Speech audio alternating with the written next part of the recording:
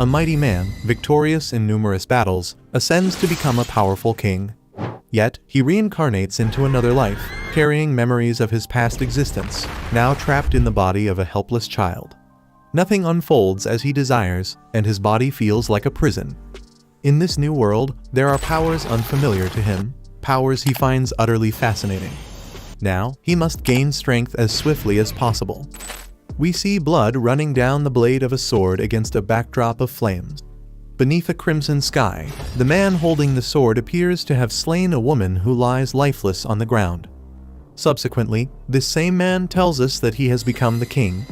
Demonstrating unparalleled skill, he effortlessly destroys an opponent, proclaiming victory as he drives his sword into the man's body. At that moment, a fleet of warplanes crosses the sky and bombs an entire city, causing endless explosions followed by the terrified screams of the population.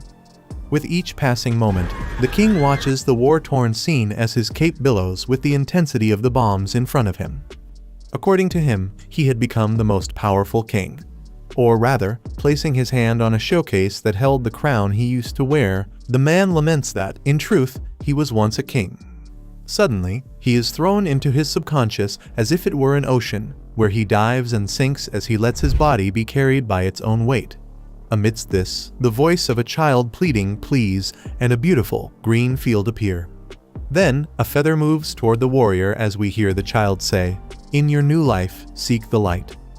Thus, the once king is reborn in the body of a child. The father is proud that the boy's hair color is the same as the mother's, while she is pleased to see that the son's eyes are identical to the husband's. The man welcomes little Arthur to this world and introduces himself as Reynold. Seeing the man's goofy demeanor, Arthur seems to have retained his old consciousness in the new body. Confused, he tries to understand who these people are until they both declare themselves his parents. At that moment, trapped in his old adult mindset, Arthur realizes he has just been born. Ironic as it may be, after a lifetime of battles and victories, he has been reduced to a helpless little child. Unaware of any of this, the mother pats the boy on the back to make him cough, and that's exactly what he does. Still not quite understanding what's happening, Arthur reflects that Alice and Ray seem to take good care of him, and both are convinced they really are his parents, whatever the reason may be. However, being a baby with an adult mind brings a persistent sense of fear.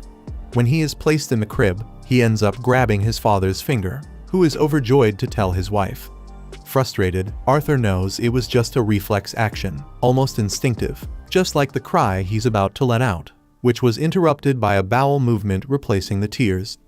Definitely, his bodily functions are well beyond his control, and nothing happens as he plans, as if his tiny body were a kind of prison. Arthur tries to wake up, but the nightmare continues.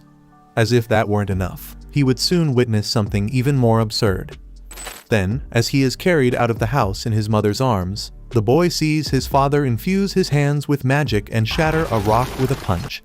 A piece of rock falls on the big guy's head. Then Alice heals him with a magic spell.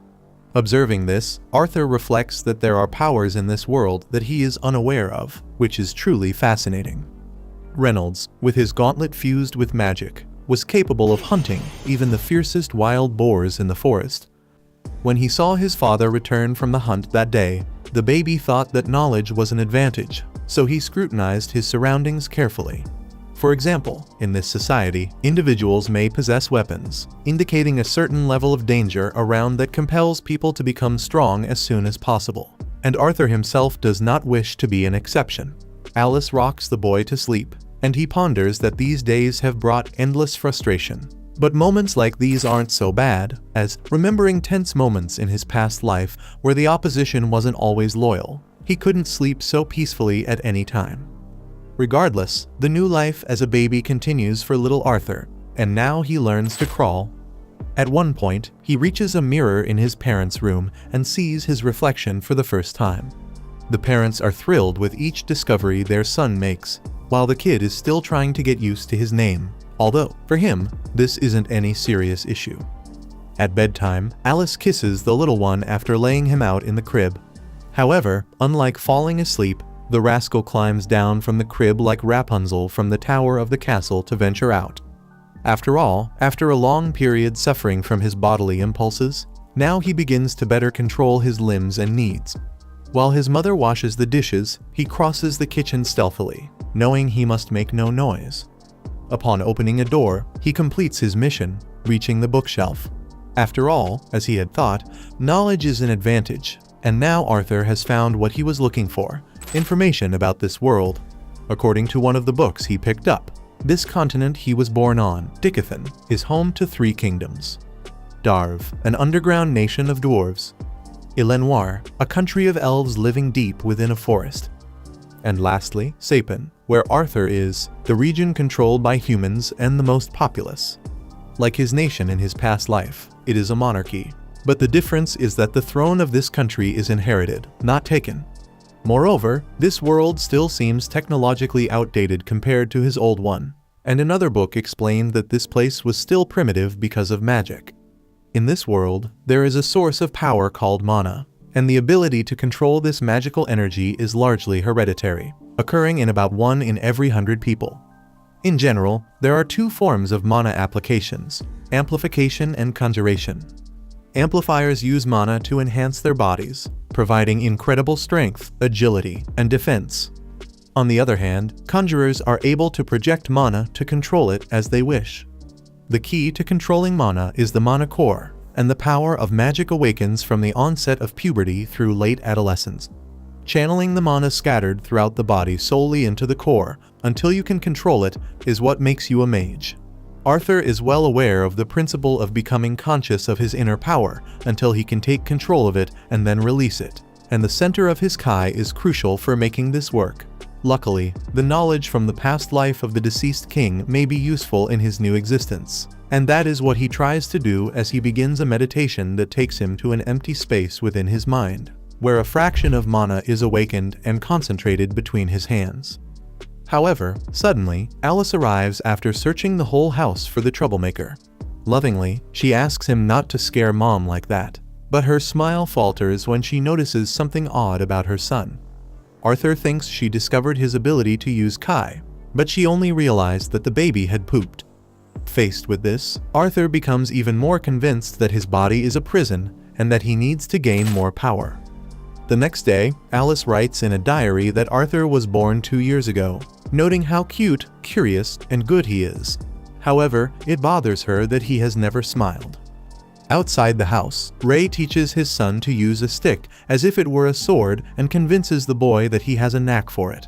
He calls his wife to take a look at the kid's moves, but Alice is not at all happy to see her darling little boy playing with such violent things.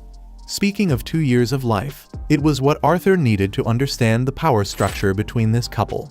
Or maybe it's the case that women rule in this whole world. Later, the little boy is taken to the city. According to his mother, he always gets excited when he arrives at this place. Meanwhile, Arthur absorbs a lot of information to understand this world while walking in a busy area. For instance, by looking at the variety and quality of weapons, he can judge the level of technological advancement of the nation. Still, there are several substances that did not exist where he lived before, in addition to having the chance to personally observe magic, which is equally surprising and productive. On the way home, in the late afternoon, while sleeping on his mother's back, the baby thinks that this couple has met all his needs, and that although it is a limited life, it is not unpleasant. Because of this, he wonders if this is how a family functions, as this is something he never had the chance to feel. Anyway, this warm way of his mother is not at all bad. And speaking of affection, Alice points out that she is very happy when her son gets out of bed to read, or when his eyes sparkle when visiting the market in the city, and that he probably got that from Ray. Like him, perhaps Arthur also wants to someday go out to explore the world. Honestly, the mother would prefer to see the boy leading a peaceful life. When dawn breaks again, Arthur watches his father practicing and ponders that he is very lucky to have such an example to follow. After further shattering the rock he had already destroyed, Ray gives a thumbs up to his son and asks if he isn't amazing.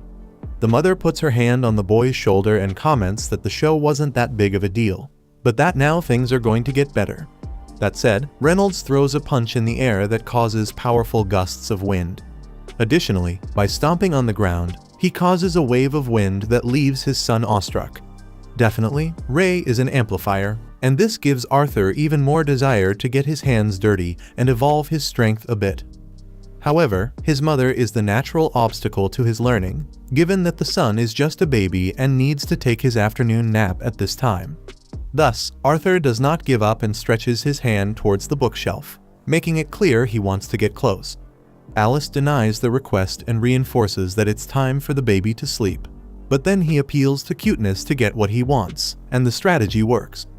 Upon grabbing one of the books, the boy feels like a great victor. As he starts meditating, he recalls that he acquired a variety of knowledge over these 2 years of life, and among them, the most valuable is knowing how to produce a mana core, accumulating in one point the countless fragments of magical energy scattered throughout the body. This task required a lot of effort and dedication, but it's finally paying off.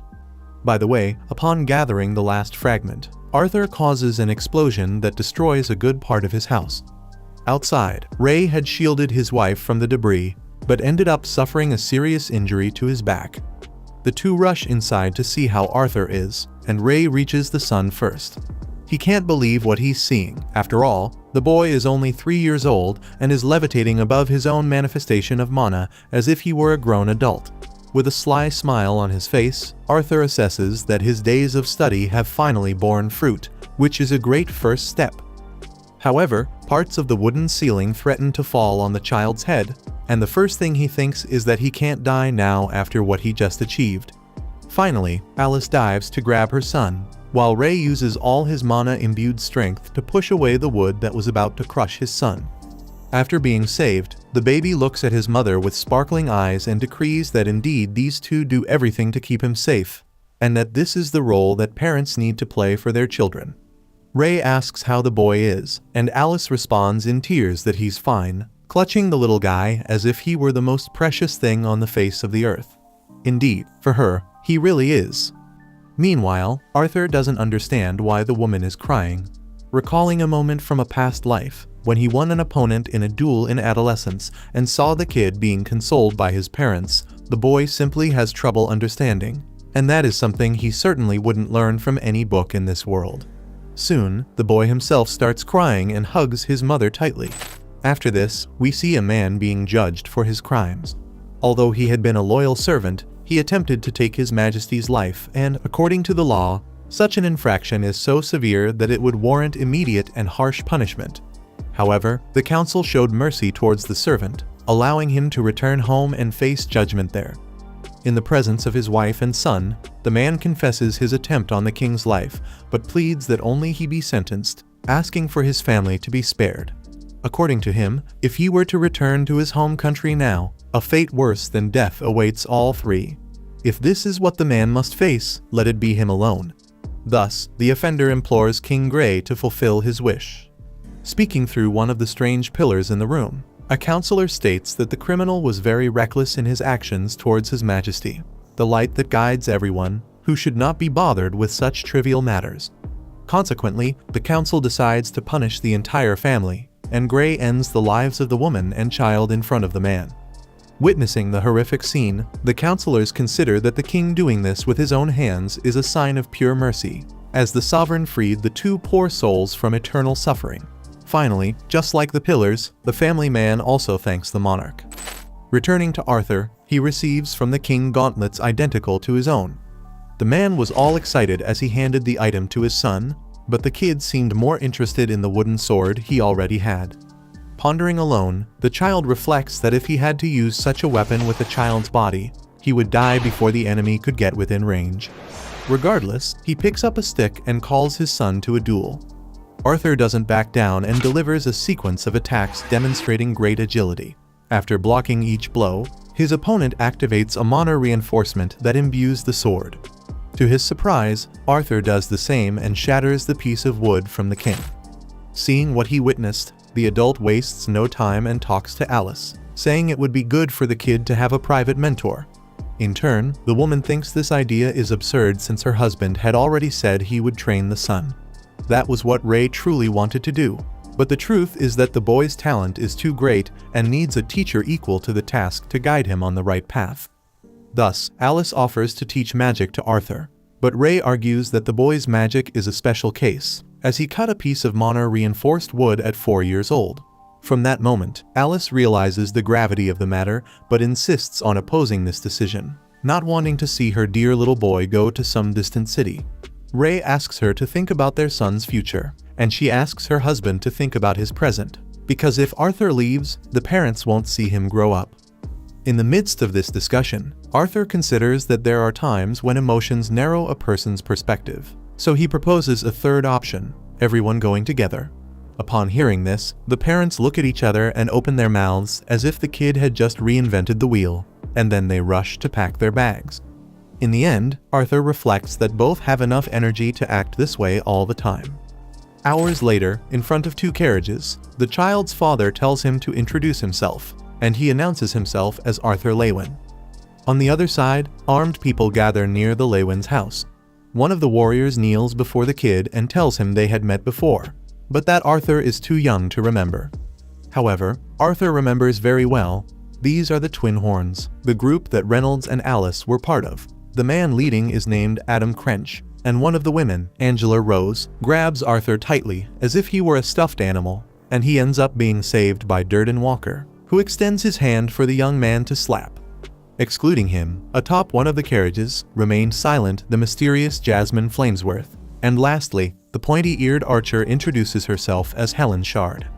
Soon, with everything ready, Reynolds orders the carriages to depart, and the journey finally begins. Without delay, Arthur notes how outdated this mode of transport is, very different from the ships that infested the sky in his last life. But he finds the carriage not so bad.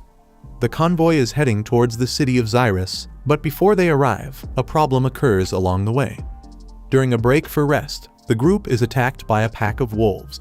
Arthur watches alongside his mother as the lupines attack Jasmine, who draws her daggers and ends the enemies in a movement that seems simple because it's so well executed. Then, Reynolds uses the gauntlet to punch another wolf, while Adam Crench drives his spear into another animal's chest. Helen shoots arrows that take down targets at a distance, making Arthur notice that the archer, Adam, and Jasmine are enhancers. On the other hand, being conjurers, Durden Walker conjures a powerful earth magic that shakes the battlefield, and Angela Rose wards off an opponent with a wind spell.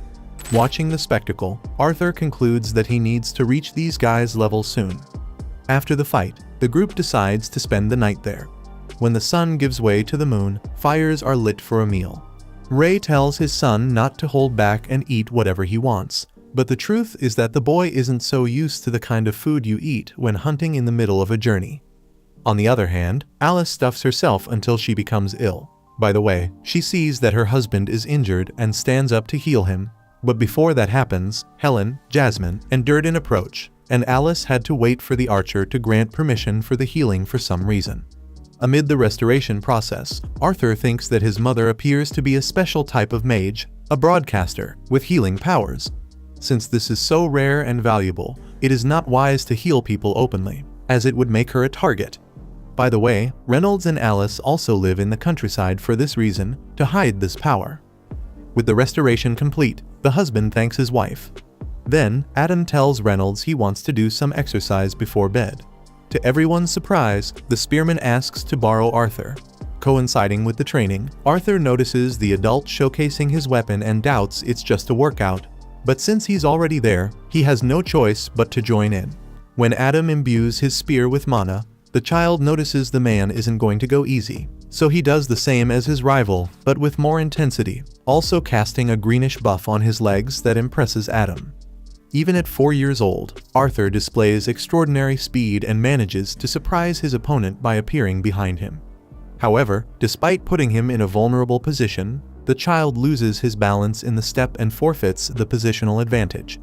Nonetheless, the two engage in an open duel until the spearman conjures a skill that flings the youngster into the air. While Arthur laments his body is too light for this fight, Angela prevents his fall with wind magic. After the duel, Durden and Helen complain that Adam was too rough on the boy, but the spearman insists Arthur is a relentless little monster. On that note, he wants to know what kind of training or weird juice the father gave to the child. But Ray responds that he never did anything. In fact, in the midst of this, Jasmine suddenly appears in front of Arthur, asking him to teach her how he pulled off that move. Arthur knows that It's the eyes of someone who won't give up until they get what they want. By the late afternoon of the following day, the little boy surveys his cart and concludes that the journey has been quite smooth. The next day, the convoy takes another break, and Arthur uses the opportunity to evolve his body and mind in certain aspects, receiving training from the adults there, each contributing with their specific skills. Moreover, just as he learned, he feels a tremendous honor to share the knowledge of his past life with the dagger girl. Focusing his body, the boy conjures the greenish buff he used in the fight with Adam and shows the speed achievable when you are armed with this power. At night, the 4-year-old lights a candle to read a book in front of Jasmine. After that, he stops to eat something as usual, but something unexpected happens. As dawn breaks again, Jasmine thanks the little boy with a dagger tied with a rope as a gift, knowing that today is his birthday. Watching the scene closely, the other women find it incredible that Jasmine finally made friends with someone, which is very difficult for her. At this point, the men call the rest to continue the journey, and Arthur sees his mother feeling ill with something, though she pretends nothing is happening. Finally, the convoy resumes its journey towards Xyrus, but at a certain part of the route, it is attacked by a gang of thieves who have set up an ambush and shoot several arrows at the travelers. Angela uses her magic to repel some, but the situation is grim, as there are many enemies. Their leader demands that the women and children be kept alive to retain their value, while Arthur reflects that such people exist in any world. Soon, the group of bandits on the hill slides down the ravine towards the victims. Alice holds her son tight and promises to protect him. Durden launches a fireball that devastates the ravine, while Reynolds takes down several adversaries along the way with his martial techniques. Helen prevents an ally from being hurt by shooting an arrow into the heart of the bandit attacking him from behind, while Adam takes advantage of his spear's reach to hit targets in front of him. Jasmine, always the fastest, moves through the battlefield almost untouched. Arthur believes his allies form a more talented group individually, but that's not all that counts in a battle. Maintaining his devastating fury, Durden eliminates several opponents to save Angela Rose, but those thugs seem to swarm like ants in an anthill. No matter how many fell, 3 took their place. Thus, Arthur concludes that these guys' strength, as is quite obvious, lies in their numbers. Despite having shown great performance in the fight, Ray is thrown with force into one of the carriages and is temporarily out of combat. Alice and Arthur exit the stricken cart, but the family patriarch tells the two to get in, claiming his injury is nothing serious. Moreover, if the bandits learn of Alice's power, things would really get ugly, so Arthur must take his mother and flee. Outraged, the boy insists he is old enough to fight, so the father tells him to use that strength to protect his mother, as she is expecting another child. Upon hearing this, Arthur immediately understands why his mother had been ill those times. For this reason, he acknowledges his responsibility and buffs his feet again. As he approaches the Lewin family, the chief of the bandits orders his henchmen to chase after the child and the woman. At the same time, Ray attacks the man with all his strength and, although weakened by injuries, still manages to drag the enemy across the ground and halt his advance. Meanwhile, Arthur and Alice are caught off guard by a pair of thieves who had placed themselves in their path. But Jasmine and Adam kill the two to clear the passage, just as Helen covers the child and mother from a distance with her bow. As he runs desperately, Arthur reflects on the irony of life. He, who took everything from others in his former self, now flees so that others do not take everything from him. Remembering how he acted in his past life, the man in the child's body wonders if this is what karma is. Eventually, during the escape, a wizard from the gang of thieves casts a spell on Arthur and Alice. The child pushes his mother to save her and absorbs the entire impact alone, falling from the cliff. With that, Arthur draws the dagger he received as a gift from Jasmine and vows to take his assassin with him to the beyond. As he throws the knife, the rope wraps around the enemy's leg and pulls him down. Durden and Angela rush to prevent the child's fall with magic, while Alice screams her son's name, who by then was too far away to be saved. As he falls, Arthur reflects on the strange fact that he hasn't gained anything, yet he feels fulfilled.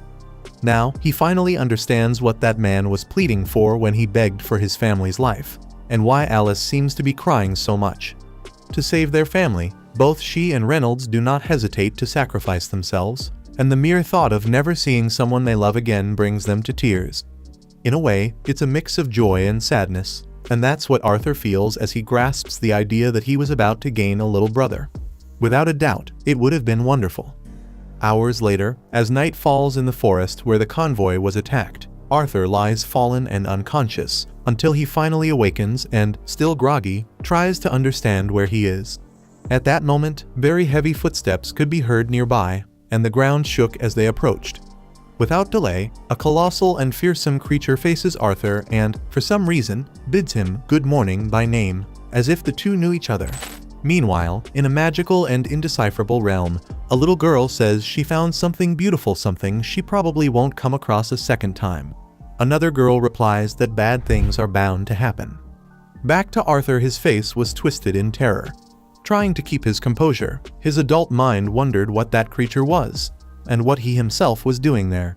Maybe, thinking he was the same as in his past life, the little boy charges at the monster only to be swatted away like a mosquito. The older, feminine voice from the mystical realm speaks again, this time through the giant beast. She tells Arthur he still has a long way to go, and that she's actually on his side. With that said, the creature walks over to a fruit tree and picks several pieces, offering them to the boy, guessing he wants to heal. Arthur tries to move, but his body is badly injured, his movements barely functional. The creature tells him he should consider himself lucky to even be alive. But if he doesn't eat the fruit, she won't answer a single one of his questions. So, the boy devours one of the fruits and immediately asks how his parents are doing. The creature says she can't leave this place, but she can see a bit beyond its walls. Then, she reveals a glimpse of the bloody battle that had unfolded. Still, she assures Arthur that his mother and father are safe. They managed to escape a few days ago. The news that they're both alive overwhelms Arthur. A single tear runs down his cheek as he expresses just how happy he is. Not quite knowing who to thank, he's soon introduced to the beast's name, Sylvia. Inside that strange shell, the younger girl asks what she should do now. Sylvia explains that the answer is right there. Days passed since Arthur had been rescued by the creature. Since yesterday, his wounds had healed, and all he wanted now was to go home. But that wasn't going to happen just yet. According to the monster, they were near the outskirts of Elshire Forest, a place crawling with wild animals and outlaws. Still, Sylvia had come up with a way to get Arthur out of there. In a conversation with the boy, she realizes he wants to leave right away. But she tells him that opening a dimensional portal takes some preparation. Bored, Arthur picks up a stick from the ground and starts swinging it around like a sword. Sylvia chuckles, saying it's good to move the body around and that kids should always stay active and healthy. In the middle of his training, the boy reflects on how Sylvia had never spoken about herself. If she had been fighting something before, he has no clue. And yet, despite her terrifying appearance, she seems kind. After practicing, Arthur takes a moment to meditate. His aura flows through his body and Sylvia is stunned to see such a young boy already possessing a mana core. Curious, she gathers magical energy into her hand and asks Arthur if he's capable of doing the same. The boy just stares, stunned. The creature then asks if he knows what she's doing. He replies that she's gathering mana while casting magic. Internally, he likens the action to a plane refueling midair. Sylvia points out that people often have a rigid idea of what mana is. They separate the act of gathering mana from the act of using it. But other races don't think that way, especially mana beasts, who do it naturally, like breathing. Then, she asks if the boy would like to have that kind of ability. Seeing his excitement, she presses further, what would he do with such power? After all, he'd be immensely strong. Arthur takes a while to respond. He thinks back to all the people who protected him in this second life. And then, with resolve in his voice, he declares that he will bring destruction to anyone who dares to take away what is precious to him. Without missing a beat, Sylvia flicks him on the forehead so hard that he bounces like a ping-pong ball. She tells him he failed the test. Frustrated, Arthur protests, it's only natural to want to destroy your enemies. That's exactly what he did in his past life. That's how he rose to become the most powerful king of his time. But Sylvia isn't impressed. She points out that he's corrupting his mind with thoughts of ending other people's lives. Then, she pauses, maybe she hit him too hard. But the boy insists he's fine. Sylvia reminds him that her hands could easily crush him. But they could also be gentle. So she asks which would he prefer. Naturally, Arthur chooses the gentle touch. Sylvia agrees. After all, anger and hatred burn quickly and often lash out as violence. Maybe it feels good in the moment, but those feelings always end in hate, nothing more. She tells him that she didn't save his life so he could use it for something like that. Hearing those words, Arthur starts to wonder if that beast somehow knows everything about him, even though that should be impossible. Sylvia then returns to the original question. What will you do when you have that power in your hands?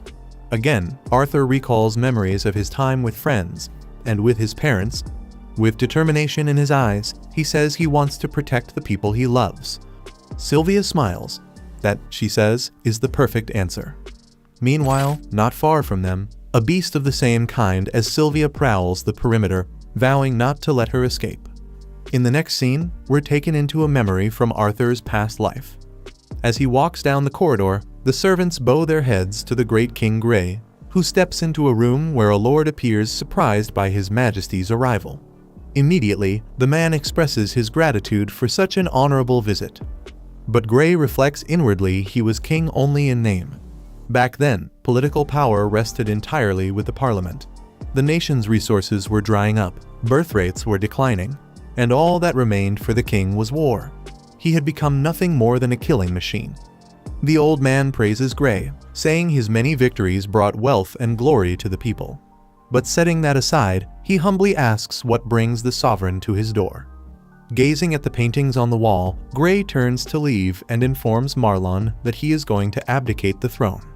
Sometime later, the royal crown lies shattered on the floor, and the king's sword planted into the ground like a stake. Now in his second life, Arthur begins to learn how to control a power that few will ever even lay eyes on. Sylvia tells him that, once mastered, the possibilities of this technique will be limitless. In the middle of it all, the boy tries to stay focused, sweating as he struggles to keep calm and do what needs to be done. In his previous life, there were many things the great King Grey didn't have, though there was one thing he craved above all to keep winning: control over Kai. In one brutal battle against a massive beast, after landing a hit, the monarch watched as his sword became engulfed in that powerful energy. Now, all these years later, and strangely enough, Arthur seems to have luck on his side. Still very young, he manages to gather the magic needed to complete the exercise his teacher assigned. With a smile on his face, he's suddenly hit by a powerful blow and thrown behind a few rocks. Sylvia quickly tells him to stay quiet. Doing his best to remain hidden, the boy spots a monster one that looks just like Sylvia. She seems startled that this other being managed to find her. The male creature explains that he was drawn by the smell of blood and orders Sylvia to come with him.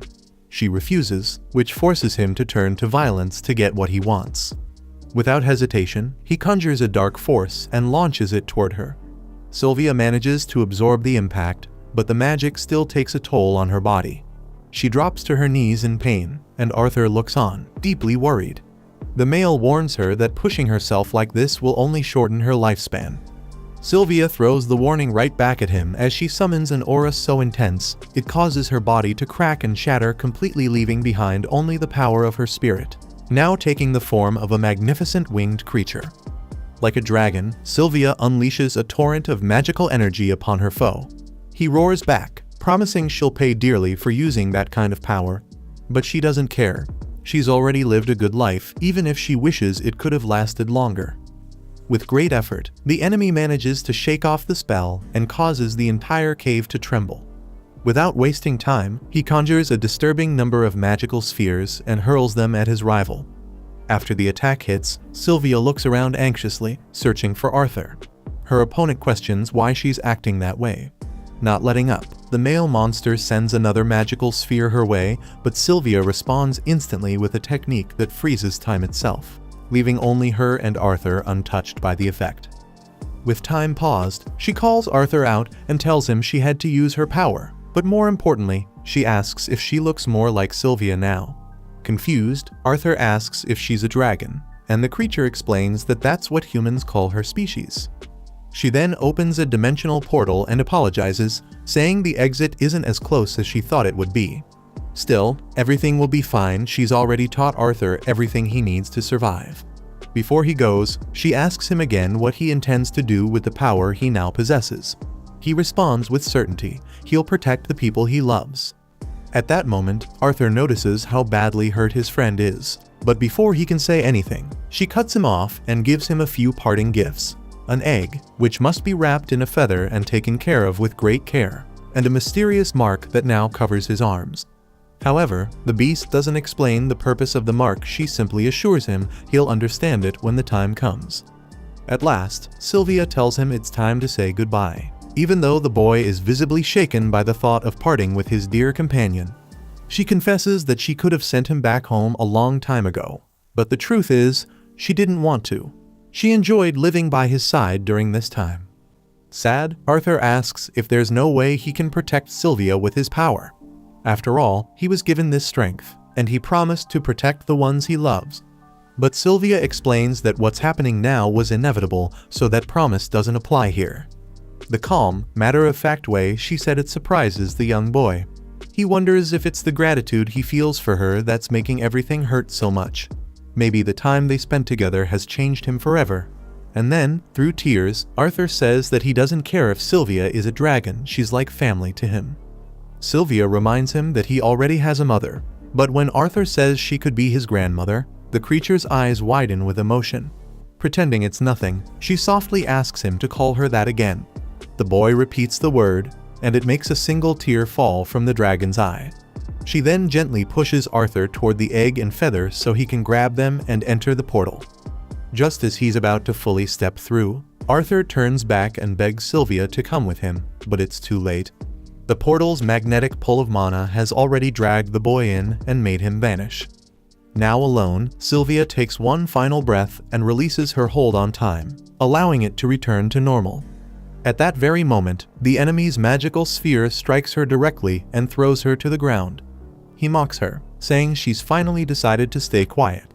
But then, noticing the pool of blood forming around her, he starts to worry he may have overdone it, even though he doubts someone like Sylvia could ever be killed by such a weak attack. And he's right, Sylvia is still alive. Playing dead to lower his guard, she unleashes her magical torrent straight at him. The force is so overwhelming that a massive explosion fills the entire cave and can be seen from a great distance, its scale enormous.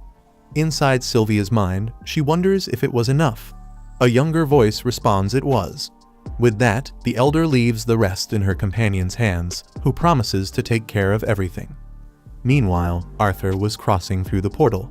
Sylvia spoke to him telepathically, asking if he remembered what she had told him. When he confirmed, the dragoness assured him that he was going to be just fine. Even so, Arthur couldn't help but feel that the whole situation was incredibly sad. Sylvia agreed, reminding him that the world is, by nature, a place filled with sorrow, but that it's still possible to turn all those negative feelings into happiness. Arthur shouted that he wasn't capable of doing that, but his friend calmly told him it was okay if he couldn't do it yet. What mattered was taking one step at a time, little by little. That's all she wanted for him. After all, she knew he could do it because he had once been the strongest king she had ever known. Hearing those words, the boy froze, confused by how she even knew that. But Sylvia simply asked him not to let his heart be consumed by hatred or anger, but by light instead. And hearing that, something began to click inside him. Arthur started to believe that Sylvia might have been the one responsible for a very important moment in his past. Suddenly, he found himself lying in the exact same position he had been in when he first met Sylvia. His eyes welled up with tears as the truth hit him. Then, quietly, he got up and placed the gift, the egg, inside his bag. Just then, a sound echoed nearby. Immediately, Arthur uses his muscle enhancement to reach the top of a tree. From there, he notices that the egg he had received was vulnerable. He zips up his bag to protect it, then leaps from branch to branch until he encounters a group of bandits who had attacked a carriage and were taking a young elf maiden prisoner to sell her as a slave. Witnessing this scene, Arthur instantly remembers being attacked by that gang a few days ago. When the elf is thrown into the carriage to be taken away, his anger surges. He recalls how Sylvia had refused to teach him her powers because of his violent rhetoric. With this in mind, Arthur vows not to let negative emotions take over. He then pursues the stolen carriage to a camp the bandits had set up as night began to fall. One of the bandits remarks it would be a pity to sell the little girl without having some fun first, setting off alarm bells for Arthur. Regardless, he decides to wait patiently in a meditative state to act at the best possible moment. As night falls, Arthur observes the horned wolves and wonders why they obey these people without resistance. He then notices they are restrained with magical collars that make them docile. Arthur throws fruits from a tree at one of the wolves, angering them and causing a commotion that the gang at the campfire hears. To silence the wolves, one of the accomplices resorts to indiscriminate violence. Seizing the moment, Arthur defeats this man using his mana as if it were a blade. With the enemy down, he steals his weapon and sees the second man approaching to investigate the delay. Without hesitation, Arthur swiftly ends the second man and notes how exhausting it is to fight with a child's body. The third man approaches to check on the delay of his accomplices and is swiftly cut down by Arthur, severing his leg instantly. Though still alive, the bandit warns his fourth comrade that the intruding boy is a mage. With this information, the henchman reveals his own mana and shows that he too can use magic. Moreover, he expresses a desire to keep Arthur alive since a child wizard would fetch a higher price than the elf they captured. The bandit attacks Arthur, who quickly dodges and retaliates with a flying kick, but misses his target. In turn, the young boy throws his dagger tied to a rope at the opponent, but the bandit catches the weapon mid-air, thwarting Arthur's plan. Vulnerable, Arthur is thrown to the ground by a powerful kick and grabbed to be taken away, but he retaliates with a touch of fire on the attacker's knee, setting him ablaze for a brief moment. Enraged, the bandit decides he no longer wants to capture the boy alive. Now, he is determined to sell him to those collectors of bizarre bodies. However, seizing on the adversary's anger, Arthur throws the dagger with a rope again, hitting the target's forehead and killing him instantly. Seeing the young mage approaching, the third surviving element begs to be spared. Then, Arthur recalls that the young girl had also pleaded for mercy from the man, but he does not remember him having listened to her. Thus, Arthur finishes off the bandit and enters the carriage to remove the blindfold from the captured young elf. For a moment, he sees the elf as if she were someone else, but with no time to ponder on it, he decides to take the girl out of the vehicle and tells her she is free to go. The elf asks if the human is hurt, and Arthur shows a wound that would definitely make a child of his cry. Putting that aside, he reflects that this is the first time he's seen someone his age since he was born in this world. Finally, he covers the bodies of the bandits with blankets, claiming that it's not something a child like the elf should see. The girl responds that the human is also a child, leaving him without an answer.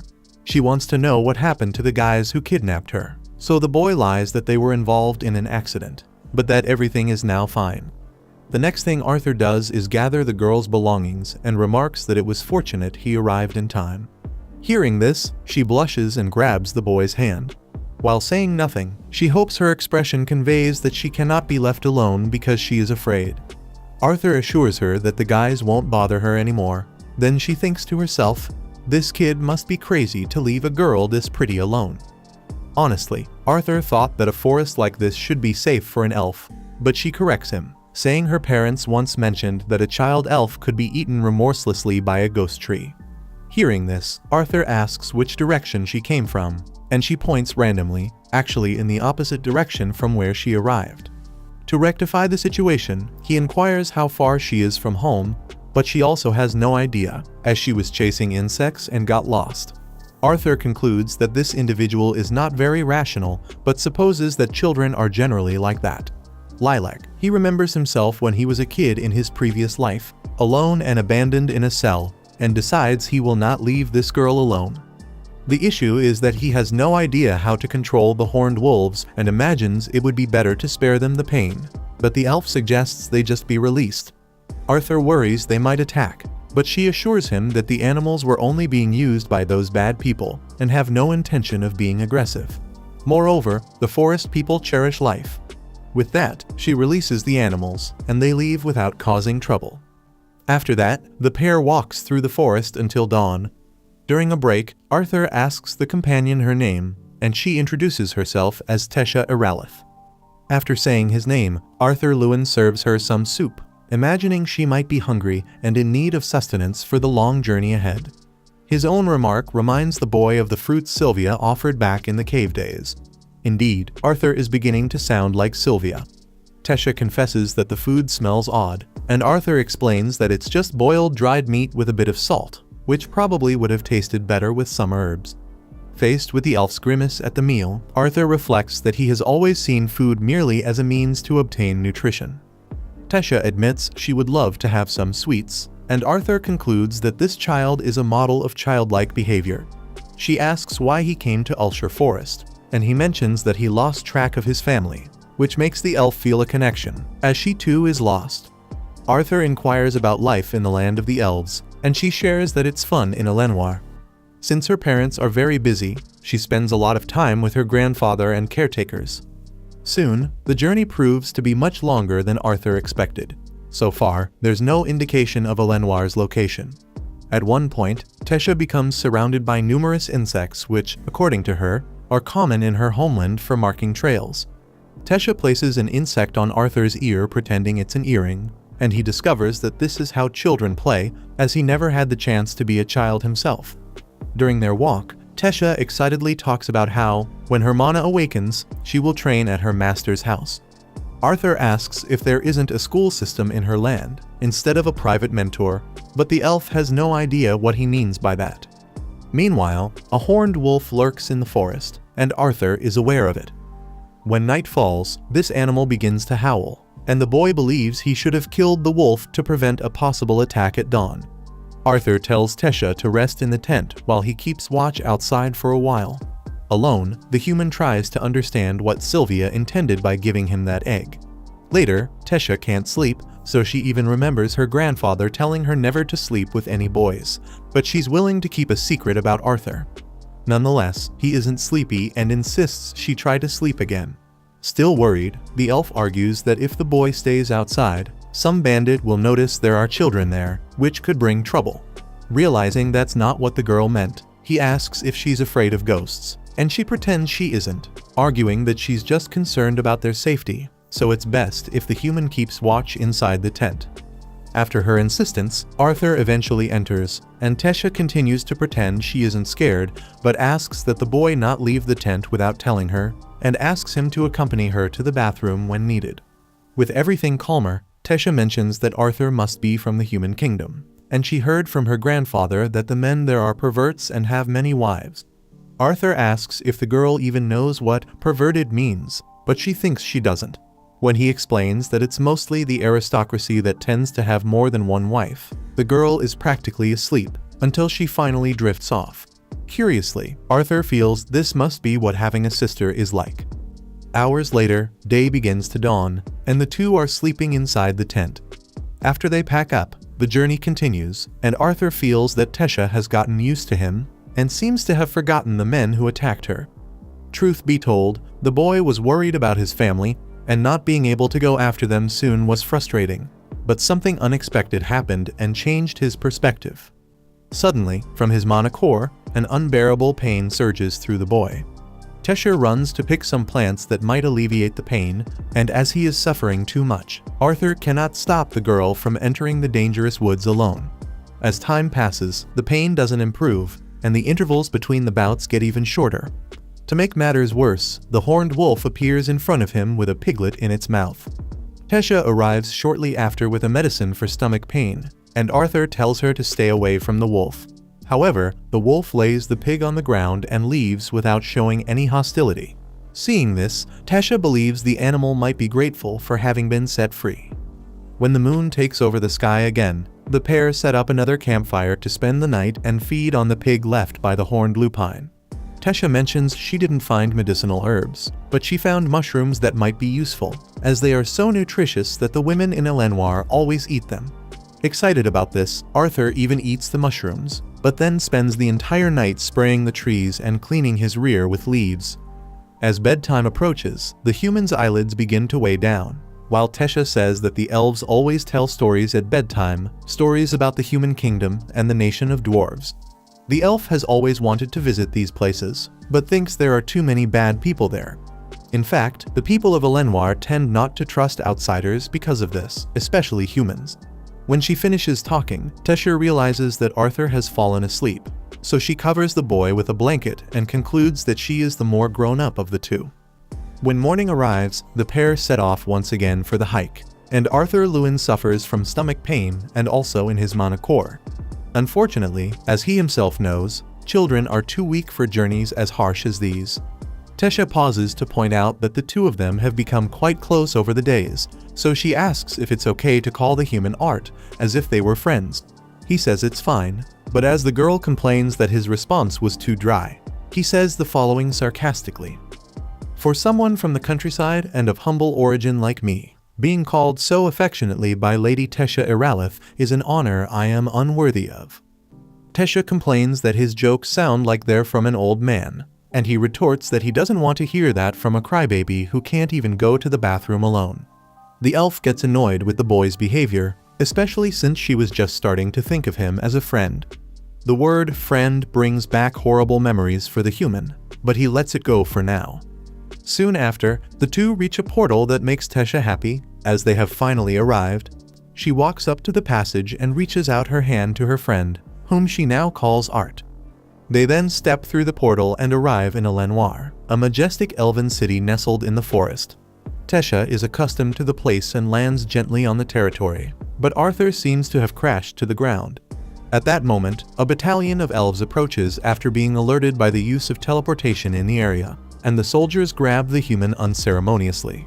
Arthur cries out Tesha's name, asking her to do something, but strangely, she remains silent in the face of the aggression. At that very moment, Arthur bitterly regretted letting his guard down because of Tesha's innocence. Earlier, they had grown closer, and now the boy blamed himself for falling for the tricks of that opportunistic elf. Suddenly, an elf ordered that the human be killed, but Tesha demanded they stop. The elf argued that beings of Arthur's race were extremely dangerous, but the little girl insisted that this boy was the reason she had returned home safe and sound. Still, the officer accused Arthur of brainwashing her, until an older elf appeared through an energy portal and ordered that the human be left alone. Tesha greeted her grandfather, who introduced himself as Virian Iralith, the former king of Lenoir. He thanked Arthur for saving his granddaughter, revealing she was none other than the princess of Lenoir.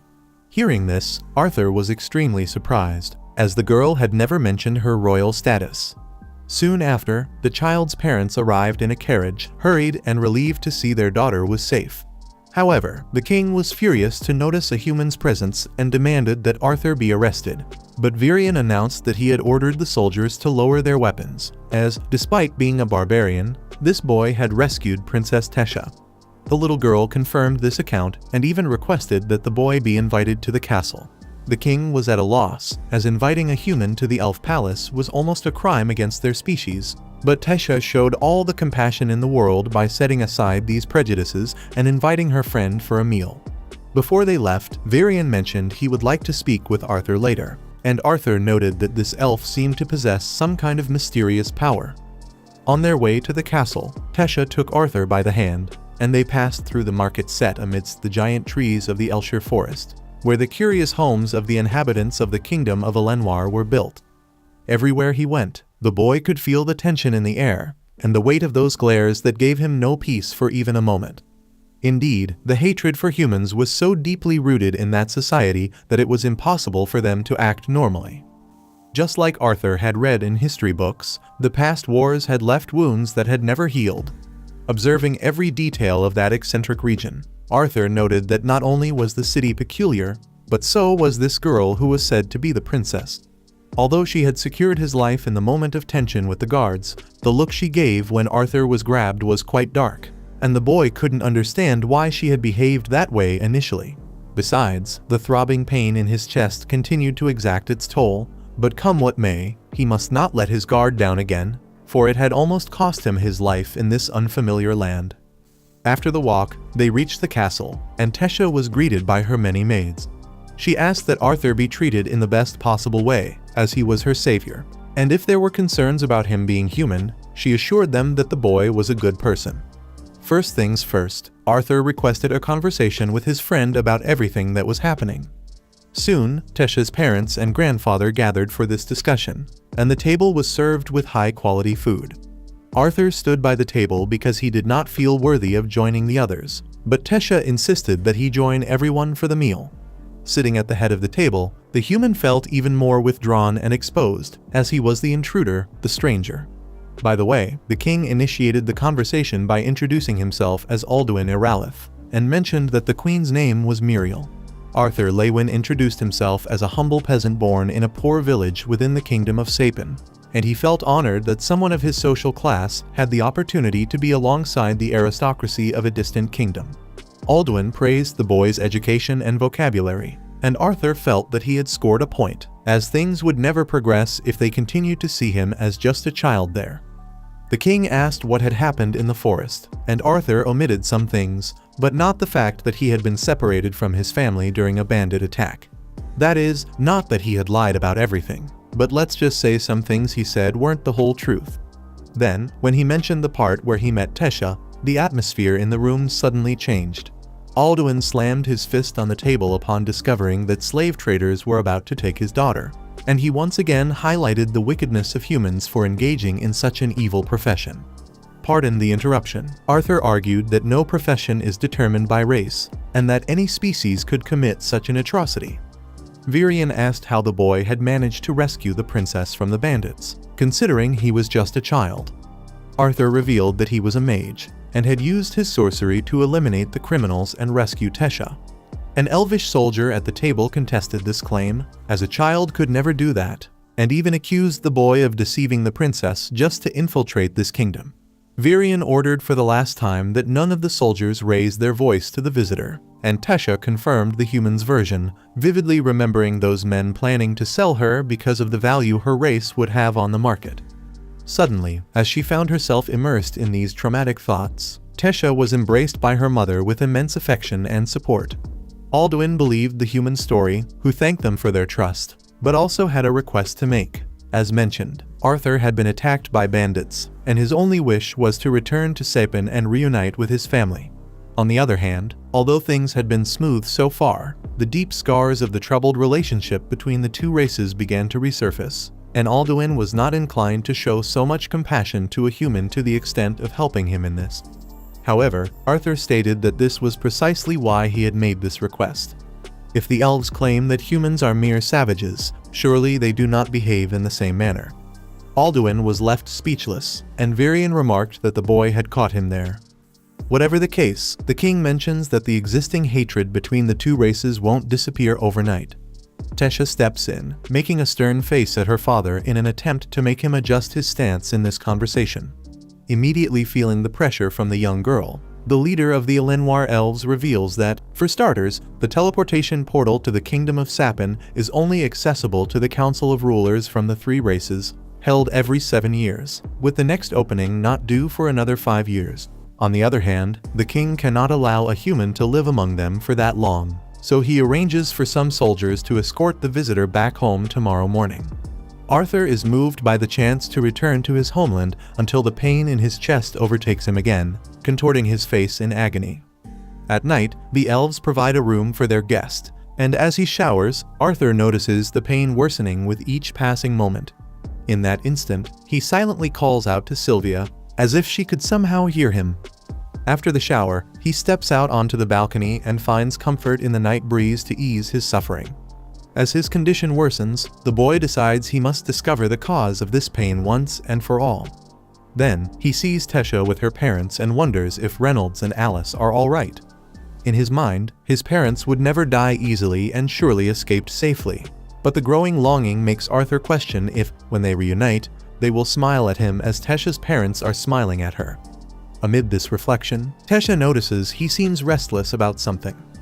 Due to the chest pain, Arthur can't sleep and decides to walk around the kingdom, and at some point, the royal family member catches up with him. He asks if he interrupted her spoiled princess moment, and she tells him to cut out the jokes. Later, she apologizes for how her father and the others treated the human earlier. In turn, Arthur is calm, as it only shows how worried they were about her. In his opinion, she should take advantage of all this to behave like the spoiled princess she is. Hearing this again infuriates the girl, but she swallows her anger to emphasize that everything will return to normal once Arthur finds his family again. With that, he bows his head and questions whether his parents would indeed be happy to see him again, as they were attacked because of him, and ever since he was born into this world, the boy feels he has only brought trouble. Internally, despite being so young, Arthur feels guilty for not having been able to protect his family.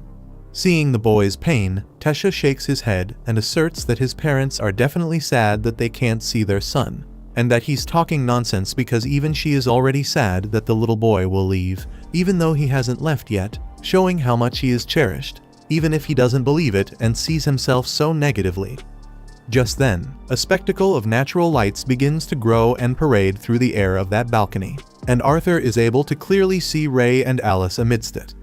This makes him question what he was fighting against, after all. Tesha explains that these are called firefly bees. Despite the beauty of that moment, the human can't get the expression on the elf's face out of his head when he was captured by the soldiers, making him think that he is still dominated by the darkness within himself while waging a war with his past.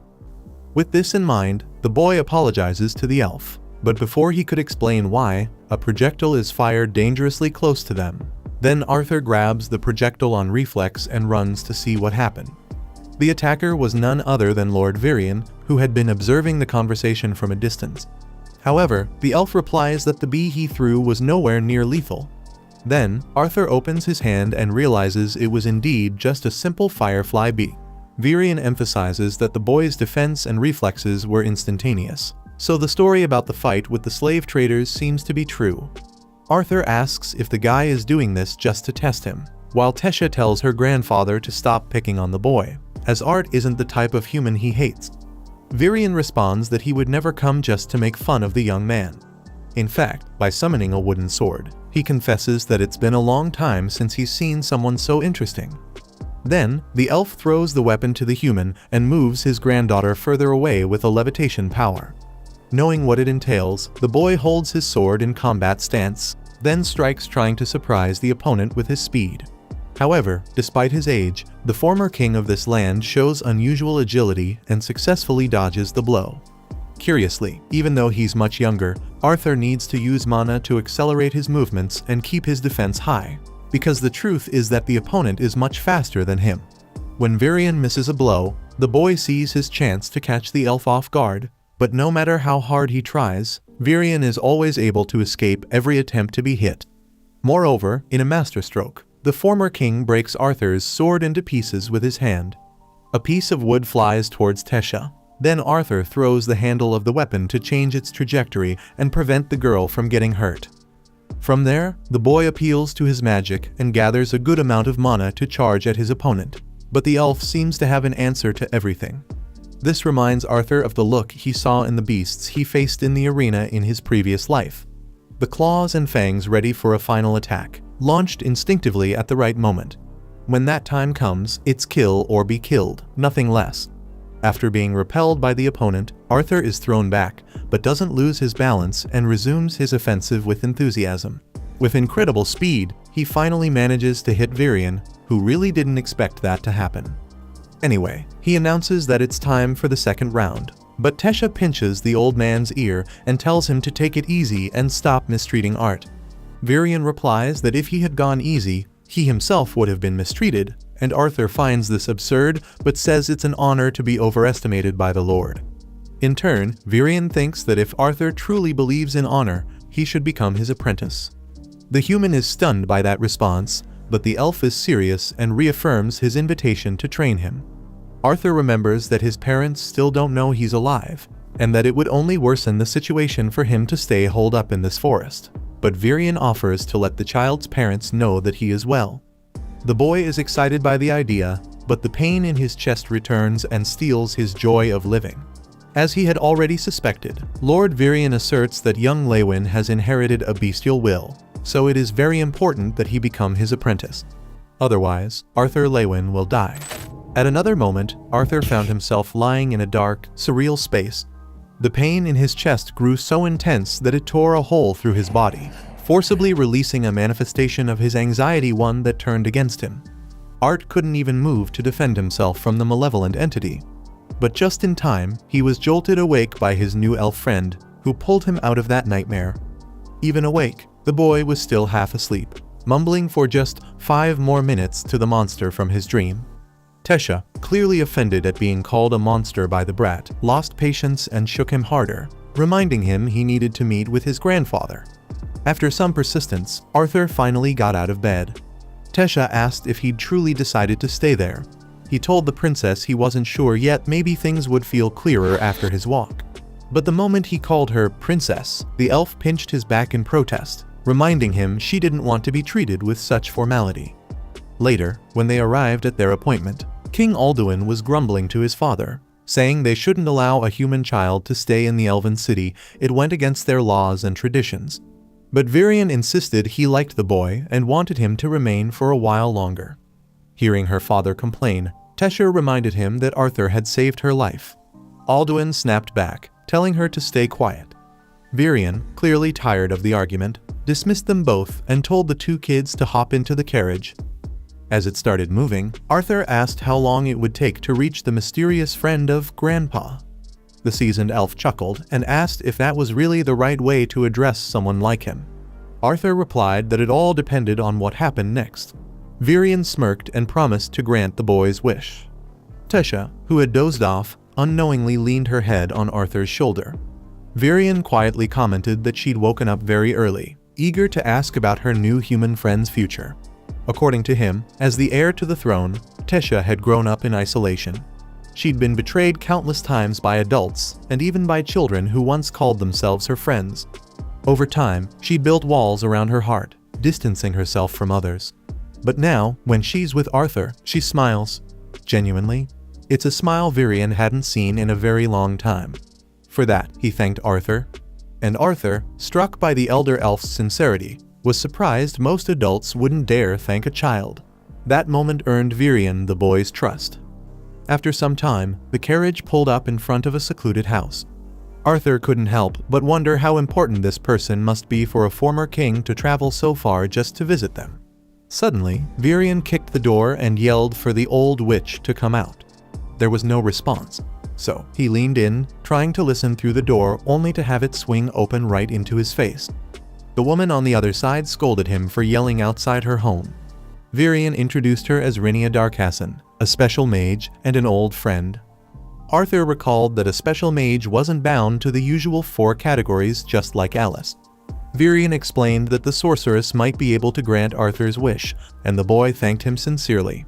Wasting no time and with zero interest in being polite, Rhynia told the brats to get inside so they could begin the procedure.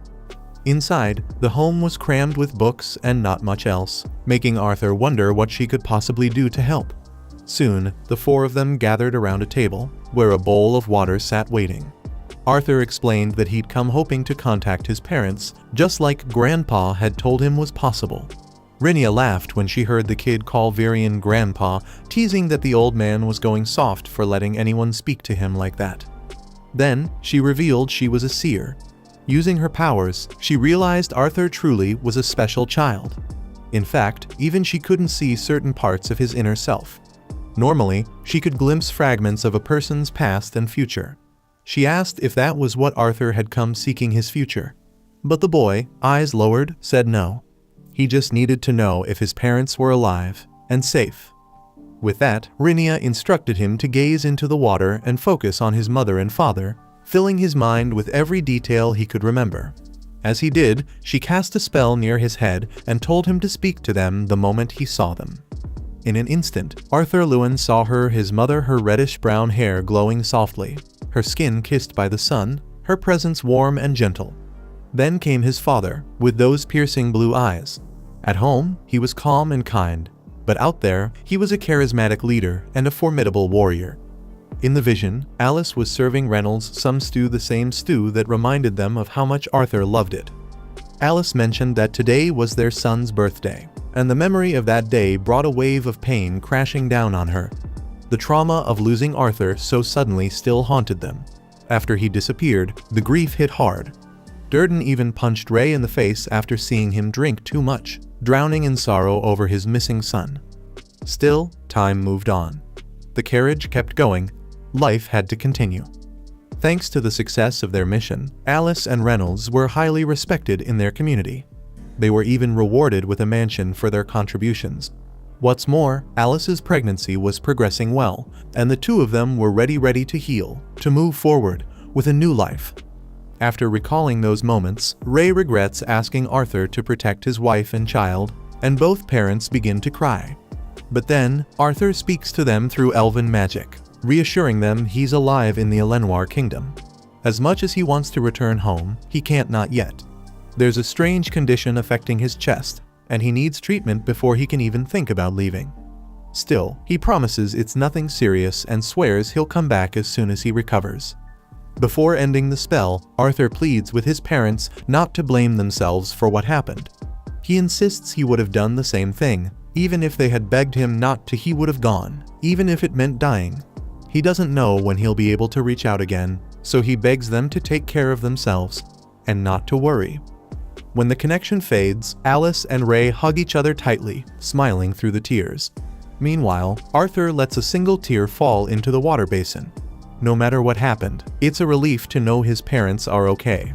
Whatever comes next, he's already made up his mind, so he asks Virion to accept him as an apprentice. Hours later, they return to the royal palace. Tesha, once again, is trying to talk some sense into her father, urging him to stop being so stubborn. It was that human boy who saved her life, after all. If they turn him away now, the people will see the crown as ungrateful. Finally, Alduin caves. He allows Arthur to stay on the condition that there are no problems because of it. Virion steps in to reinforce that young Lewin will be under his personal supervision, and that the people must be informed. If anything happens, the responsibility will fall on him. And with that, even though he clearly disagrees, Alduin lowers his head to his father's judgment and accepts. So, the king himself goes to speak with Arthur and apologizes for how he's acted since the boy first arrived. He admits that ruling for so long has made him a bit set in his ways. Still, he thanks Arthur once again for saving his daughter and officially welcomes him to the kingdom. Queen Muriel adds her own apology and tells Arthur she hopes he'll see this place as his new home. Arthur tries to understand what made them change their minds so quickly.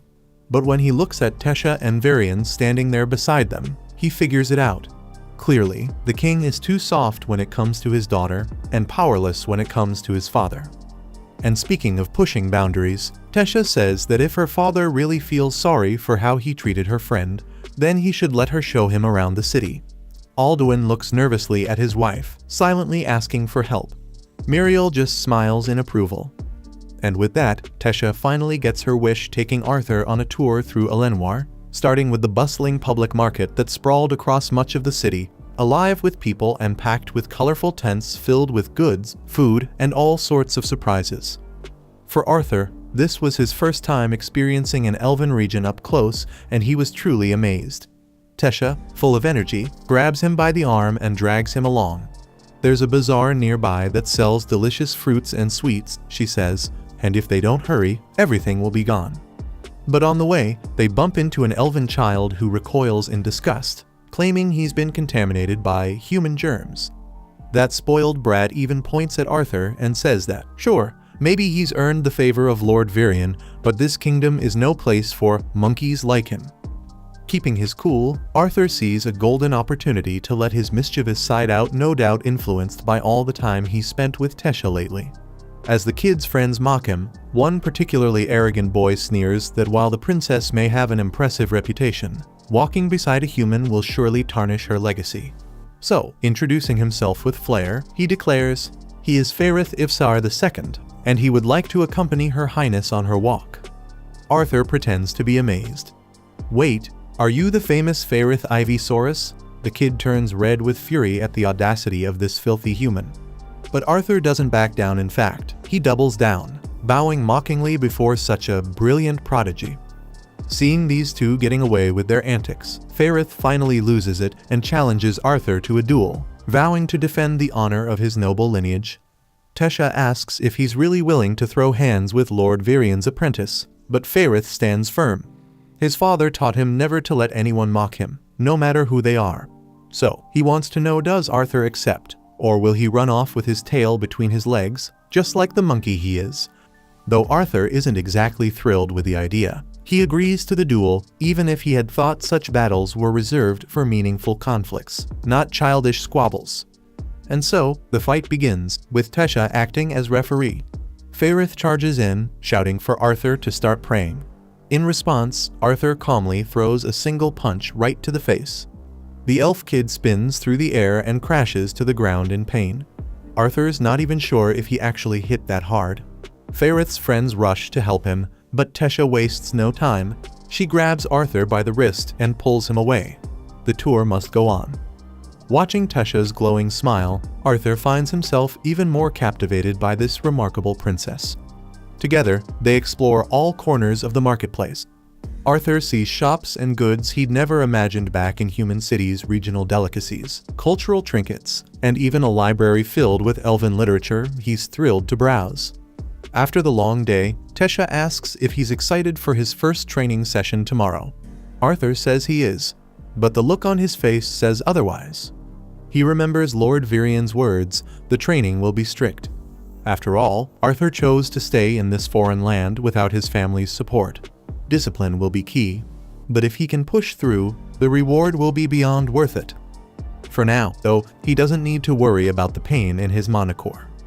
As the memory came back to him, Arthur turned to Tesha and, with a smile, said he was genuinely excited. After all, it had taken a lot to get to this point, countless battles, years of training with his family. Thinking about everything he'd been through, he made a promise to himself. He would work hard to shape his own future. Seeing the determination in his clenched fist, the princess mirrored his gesture and vowed to give it her all as well, especially to make sure Arthur wouldn't leave her behind on this journey. But with that moment of resolve behind them, she suddenly admitted she was hungry, even though they had just eaten. The next day, Arthur met with his new master to begin his training routine. But before diving in, he paused for a moment of reflection. In his mind, time in this new world seemed to pass in the blink of an eye. He had grown stronger, wiser, but the road hadn't been easy. Every step had been marked by trials, and with each challenge overcome, the next seemed even tougher. Still, the only thing he could do was focus on the doors ahead of him. And that thought alone made him realize the future was going to be thrilling. 3 years later, Tesha woke Arthur up the painful way using magic. Furious, he groaned and asked if she could try being a little gentler next time. She rolled her eyes and said she had, at first. But since he never woke up, she had to switch tactics. Shortly after, the two watch the king and queen leave for a meeting. At the same time, Tesha hands her friend a sandwich for breakfast, joking that food always tastes better when it's given by a beautiful girl. Without missing a beat, Arthur takes a huge bite out of the stuffed bread and asks where this beautiful girl who made it is hiding. Later, as they're warming up for training, Virian complains that they showed up late today. He tosses each of them a wooden sword to start the day's exercise. As the two kids promise to take each other's heads off, the old elf reflects it's time for them to take the next step. Moments later, with Tesha sprawled out on the ground after the duel, the experienced elf begins a review on magic. According to the book he's reading, once a person stabilizes their mana, the foundation of all magic, they can then gain control over one of the 4 natural elements: fire, earth, water, or wind. The element someone can learn depends on their race. For example, elves are naturally attuned to wind, dwarves to fire and earth, and humans can potentially control all 4, though in the end, each person will usually bond with just one. That said, there are extremely rare cases where a human can actually wield all 4. Still lying on the ground, Tesha wonders aloud why Arthur doesn't train his body while using magic like she does. Virian answers flatly it's because the boy is still weak. His monocore contains the beast will. Right then, Arthur feels a sharp, searing pain in his chest. Virian explains that the beast will disrupts the balance between the body and the monocore, which is what causes the pain.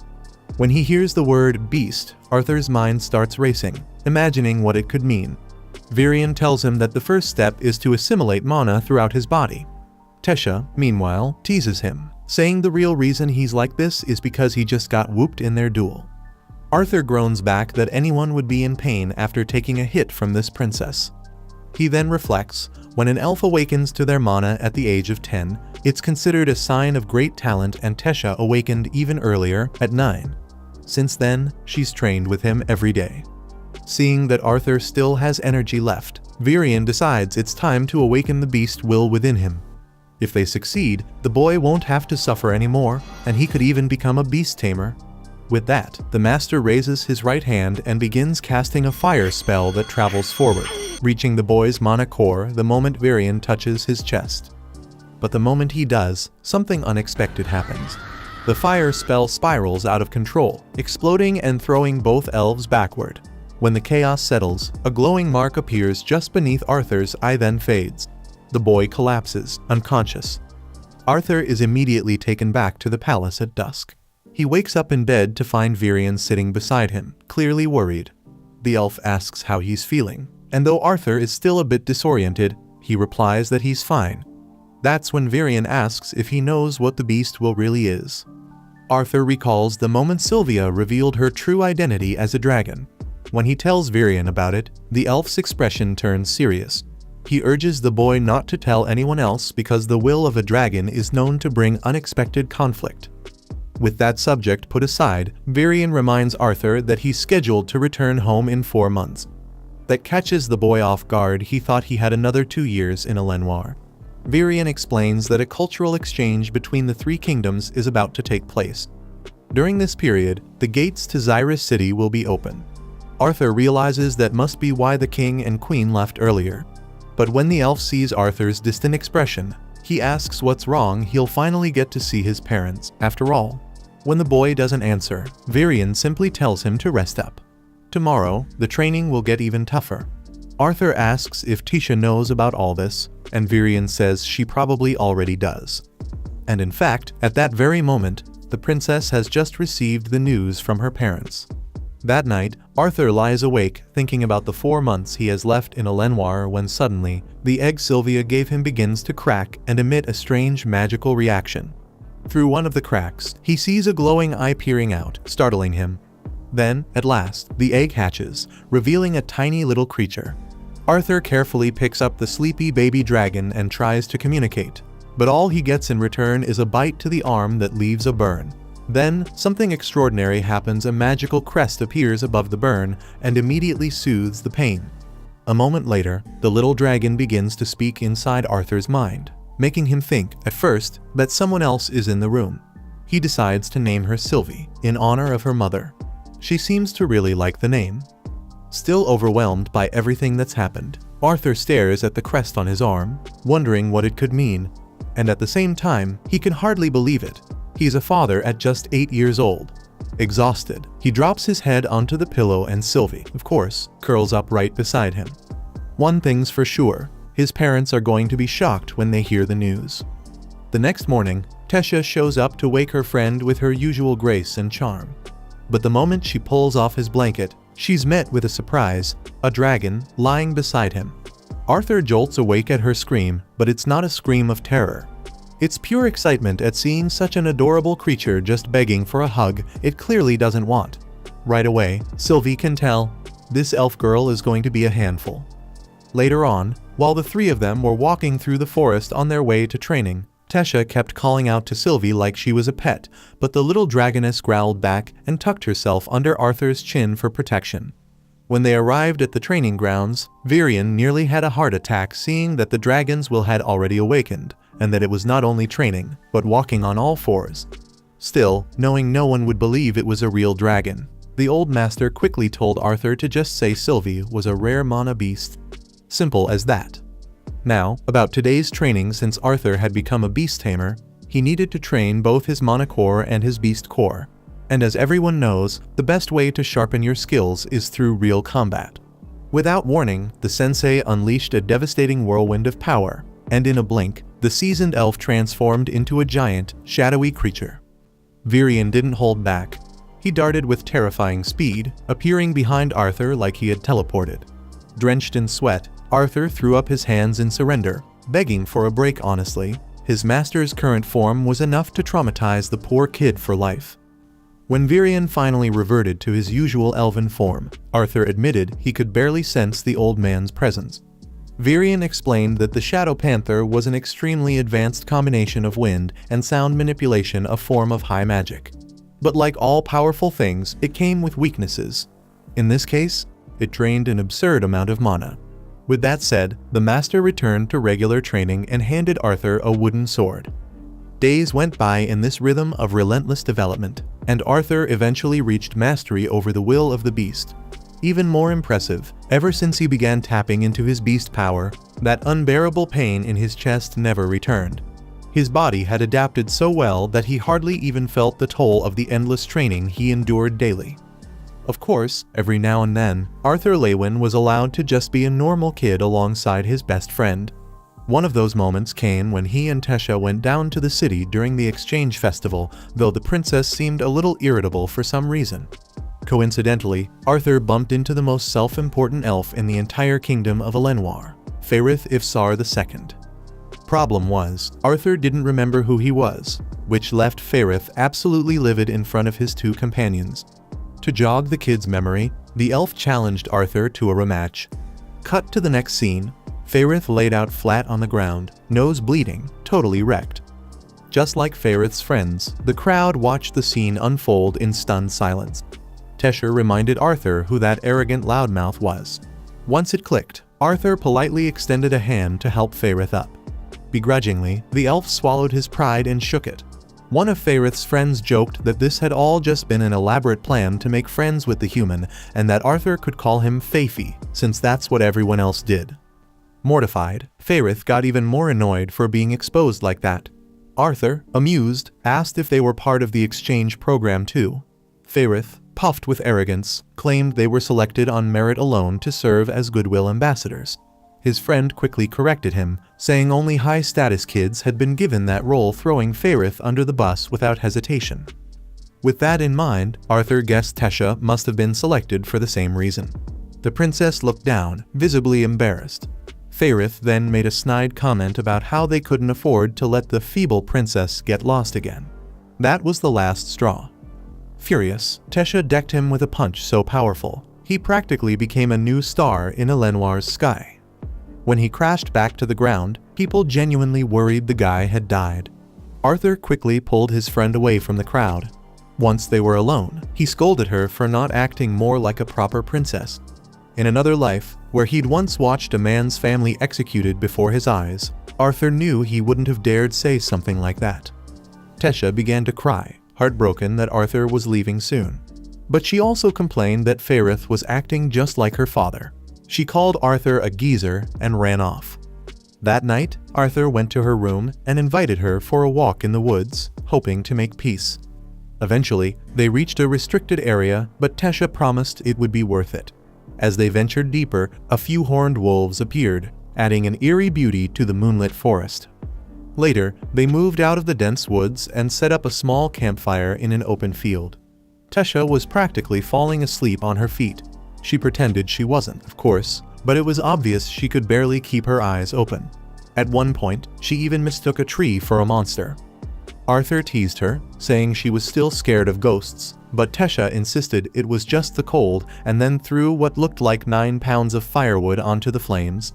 She asked what the human kingdom was like, but Arthur couldn't give her a clear answer. He'd only spent a short time there, after all. Then, softly, Tesha admitted she wished he could stay in the Elven lands forever. But before she could say anything more, she drifted off completely. The next morning, Arthur finished packing for the long-awaited cultural exchange. The kids gathered at a park to begin their journey. Arthur received a special compass engraved with the Iralith crest from his master, so he wouldn't lose his way again, and so he'd have a way back to Elenoir someday. Curious, he asked where Tesha was. Her parents glanced at each other with a somber expression. Moments later, the magical portal to the Elven realm opened. Arthur stood near it, alongside Faerith and his group. Then, out of nowhere, Tesha came running, shouting his name, Artie. She tripped and fell to her knees. Arthur rushed over and offered her his hand with a gentle smile. Desperate, she begged him to eat well during the trip. He wrapped her in a hug and reassured her that he would. He told her he'd miss her dearly. Choked up by his words, Tesha hugged him tighter, tears streaming down her face, and whispered the same. And so, after a long journey to the floating city of Xyrus, Arthur stepped out of the carriage, leaving behind the other children who had traveled with him. Without wasting a moment, he grabbed his bags and headed straight toward a house. Before knocking on the door, he took a deep breath, bracing himself to finally reunite with his parents after all this time. He was greeted by a little girl, who froze in fear at the sight of the boy. At that moment, Alice and Reynolds rushed over, chasing after their daughter Eleanor, who had run off in the middle of lunch. And that's when Arthur's parents saw their son. After so many years apart, after a few seconds of disbelief, realizing they were actually looking at their son, the parents rushed in and hugged the boy tightly. Eleanor, already showing strength at such a young age, turned to her mother and told her not to cry. The moment the girl called Alice Mom, Arthur was instantly transported back to the day of the carriage attack, when his father had told him to grab his mother and run as fast as he could. Arthur had said he was strong enough to stay and fight, but Ray insisted he use that strength to protect Alice, who, by the way, was pregnant at the time. Arthur knelt down in front of his sister and gently said her name. That's when Lisa explained that he was Eleanor's older brother, and the little girl stared at him in wide-eyed amazement as she tried to process it. Once inside, everyone sat down to talk. The mother wanted to know how her son was doing, especially since he'd been sick the last time they had spoken. When Arthur assured her he was fine, she immediately jumped to the next question: had he been eating properly? Ray chuckled at the mini interrogation. Lisa reminded Eleanor how often she used to talk about her big brother before bed, and though the little girl was still stunned by the surprise, Arthur gently tried to comfort her, telling her how happy he was to finally meet his baby sister. When the excitement died down, Arthur shared everything that had happened. Well, almost everything. Even though he trusted his parents, he left out the part about Sylvia. In short, he explained that he'd survived the fall thanks to a mix of luck and subconscious use of magic. He told them how he met Tess and how he'd recovered in the kingdom of Elenoir.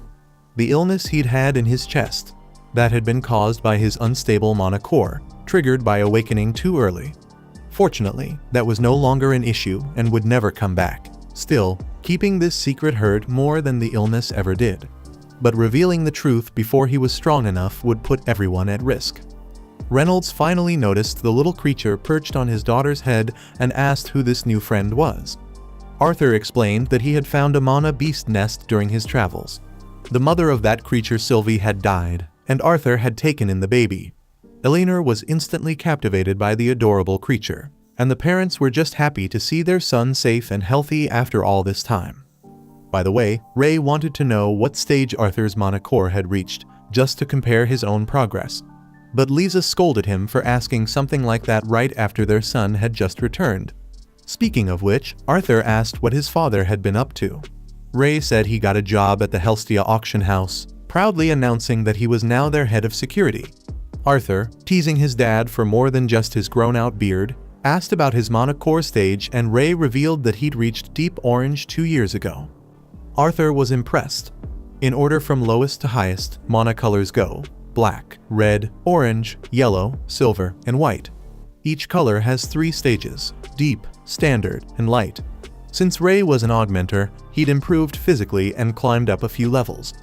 Arthur then shared that he'd reached light red just 1 step behind his dad, which absolutely blew Ray's mind.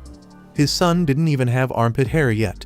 Still, he was thrilled with Arthur's progress and insisted they train in the backyard immediately. And at that moment, the only thing Arthur could think was how good it felt to be home again. But their reunion was suddenly interrupted by the arrival of a man, a woman, and a child. The man didn't even knock, just barged right in. Arthur figured he had to be a family friend. And he was right. Ray introduced him as Vincent Helstia, owner of the auction house and Ray's boss. Beside him stood his wife, Tabitha. Arthur politely introduced himself, and Vincent was taken aback by the boy's manners, joking that he didn't seem like Reynolds' kid at all.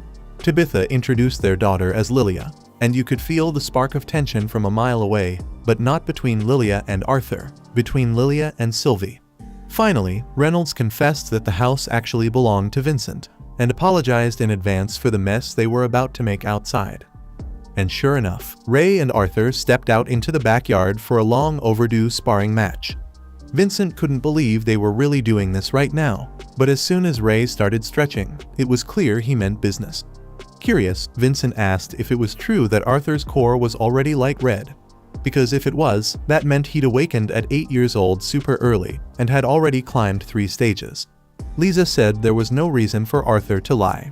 Tabitha, already sensing her husband's excitement, pulled him aside so they could watch from a safe distance. Still in disbelief, Vincent added that even the 11 and 12-year-old prodigies at the prestigious Xyrus Academy could barely reach deep red. Hearing all this, Arthur quietly thought to himself that he only hadn't reached the next stage because he hadn't had much time to train after receiving Sylvia's will. In other words, the kid was about to steamroll future enemies like a freight train. And finally, the duel began. Ray made it clear that Dad's still in top shape, but Arthur wasn't backing down either. He said he was just as ready. Time to put the talk to the test. Both opponents dashed toward each other, circling with practiced eyes, waiting for the perfect moment to strike. Interestingly, their fighting styles were similar, and once the clash began, Arthur immediately showed he was far beyond what you'd expect from someone his age. But when Ray blocked one of his punches, he smirked and said, "That all you got?" Fueled by the challenge, Arthur leapt back and launched another strike, a heavy kick, this time catching Ray by surprise, even though he managed to block it just in time. After another exchange of blows, Arthur takes a step back and asks his father what he thought. Ray admits the kid caught him off guard for a moment, but from now on, he says, he's fighting for real. As he says that, flames begin to swirl around his left hand, and Arthur reflects on how sorcerers in this world have an affinity for specific elements. Conjurers learn early on which element they're compatible with and gain control over it, be it fire, water, earth, or air. Amplifiers, however, struggle to distinguish that so clearly. They can only determine their element after reaching a certain level, and Reynolds, of course, is well past that stage. Speaking of him, the flames that had been dancing around his hand now engulf his entire body. As the two charge at each other and the fight resumes, Arthur starts thinking back how, in his past life, Kai worked similarly to Mana. It was the life force behind everything, and unlike elemental magic, it allowed for total autonomy. Lack of compatibility made things harder, sure, but the payoff was greater. That, he thinks, is probably how amplifiers work in this world. Since being born here, luck hasn't exactly been in short supply for Arthur. It's what brought him this far. With that thought, golden energy bursts from his hands, leaving his father stunned. Arthur makes it clear, from this point on, he's not holding back. Everyone watching is left in shock at the sudden surge of power. But once the surprise wears off, Reynolds gives a slight grin and braces for his opponent's next move. As Arthur closes in with incredible speed, the two collide, fists glowing with magic, clashing in a battle for dominance through sheer force. Ray manages to knock Arthur back with an elbow strike. The boy barely blocks in time, but the blow still sends him flying. Even so, he lands on his feet, showing impressive balance and recovery. Back in his own head, Arthur realizes his training with Virion in a Lenoir brought him to a whole new level, and the memories of Kai from his previous life helped more than he could have imagined. He remembers one day in training, the elf told him he'd come a long way with a fire element. Smiling, Virion said it was time to go even further. With that moment in mind, Arthur summons crackling bolts of electricity from within, ripping through the ground like whips and igniting the area in blazing flames. His father is left even more stunned, witnessing this advanced fire magic. Brimming with confidence, the kid smirks and says he's still got a few tricks up his sleeve. Then he reveals one manipulating the water from the backyard fountain and launching a torrent of it toward his father to snuff out the flames. Reynolds manages to dodge just in time and push the water away with his magic, but he ends the battle there, if only to compliment his son's cleverness. Naturally, he wants to know when this little squirt picked up all these tricks. Arthur, beaming, says it hasn't been long, but he still needs more control. Everyone around them is left speechless by the prodigy Arthur has revealed himself to be. After the show, Vincent invites everyone for a drink. The first thing he does once they sit down is ask if Ray has any idea just how bright his son's future looks. Ray nods, of course he knows. Arthur awakened his mana at the age of 3. Lies adds that he even blew up their house during the process, and Ray bursts into laughter at the memory. Fired up, Vincent invites Arthur to enroll at Xyrus Academy. Ray can hardly believe it, his son might soon be attending the most renowned and competitive magic school on the continent. To top it off, Tabitha makes it clear they'd be willing to invest in Arthur's future. His potential is simply too great to ignore. Lies hesitates. Arthur's only 8 years old, and she's not even sure how the academy would react. But Vincent reveals he knows the headmistress personally, he could have a word with her. Even so, before anything else, Arthur steps in to say it's been a long time since he saw his family. and he just finished sparring with his dad, so with all due respect, he'd like to rest a bit. While Vincent sits at the table feeling guilty for pushing the subject, Arthur wanders the mansion's hallways, head low and thoughts heavy. That's when Lilia shows up, warning him he'll end up lost in the basement if he keeps going that way, but if he wants, she knows a better place. Arthur has no idea what she's talking about, but since he has nothing else to do, he follows her to a part of the house filled with servants. With a questionable sense of humor, one of the older ladies jokes, asking if this is the little brat who torched her garden. A butler quickly clarifies she's just messing around. Arthur, a little embarrassed, can't figure this girl out. She hadn't said a word when they first met, and now she's suddenly outgoing and talkative. She even asks if there's still some of that greasy duck meat left. The older maid scolds her, saying she's gaining weight and worrying her mother. Lilia gets annoyed at Maria's nagging, while another maid whispers to Arthur that the girl always comes here when she's stressed out. Her parents dream of seeing her awaken as a mage, even though neither of them are. Sure, Lilia wants that too, but it's a lot of pressure for a kid. That night, Arthur's parents come to his room. They mention how much he's grown physically, but no matter what, he'll always be their son. Deep down, he's still the same boy, smart, kind, and destined to become one of the greatest mages of all time. With that, they say goodnight and let him rest. Before leaving, Ray says Vincent was just concerned when he brought all that up at the table. Arthur nods. He knows the Helstias meant no harm. The next day, Arthur heads to the guild hall and reunites with the entire Twin Horns party, the same group that was there during the carriage attack, the one that tore him away from everyone. The first to pull him into a tight hug is Angela Rose. Arthur notes that Durden Walker looks even bigger than the last time they met, and Durden says the same about him. Out of nowhere, Jasmine Flamesworth runs her hand over the boy, just to make sure he's really alive. Once she confirms he is, she hugs him and immediately blames herself for what happened. Helen Shard breaks down in tears, and even Adam Crench, who'd been grumbling about everyone getting emotional, ends up shedding a tear himself. Later, the group tells Arthur that they had traveled all the way to Eddiston, the border city, but picked up a few jobs on their way back, and decided to swing by Xyrus to check in on their young friend to see how he was doing after all this time. Reflecting on that, Arthur realizes something. He doesn't know much about the Dicathan continent, let alone the kingdom of Sapin. So maybe becoming an adventurer would be a good way to understand the world as it really is. Still, there's something holding him back. Something that keeps one foot planted in hesitation. Elsewhere in the house, quietly removed from the conversation, Lilia sits alone, lost in thought, weighed down by something of her own. In the next scene, we see Arthur in his room, focusing so intensely that time itself seems to stand still around him. A ball that should have hit the ground long ago only drops when the boy can no longer maintain his concentration. The effort is so extreme, sweat drips down his face, and he collapses onto the floor, exhausted, stunned that the time freeze lasted such a short while. Despite being out of breath, the only thing running through his mind is keeping up his training pace to protect the people he loves.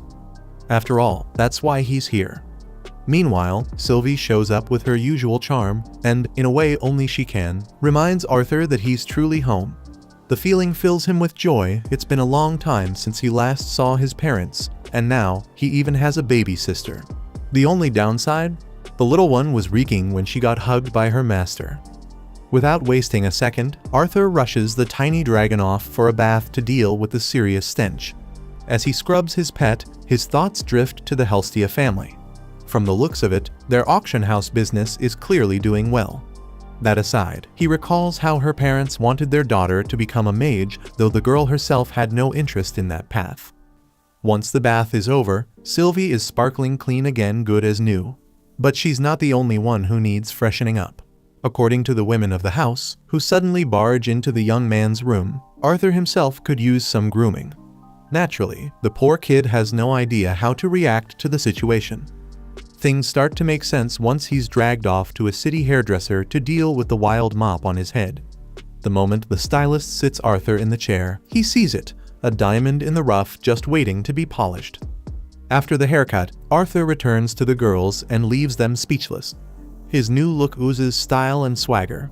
Curious, he asks why he's being trimmed up like this, and the ladies explain, the Helstia auction house is frequented by nobles and royalty. So, Arthur simply couldn't keep walking around like some stray mutt. On that note, Tabitha offers to show him a bit of Xyrus City.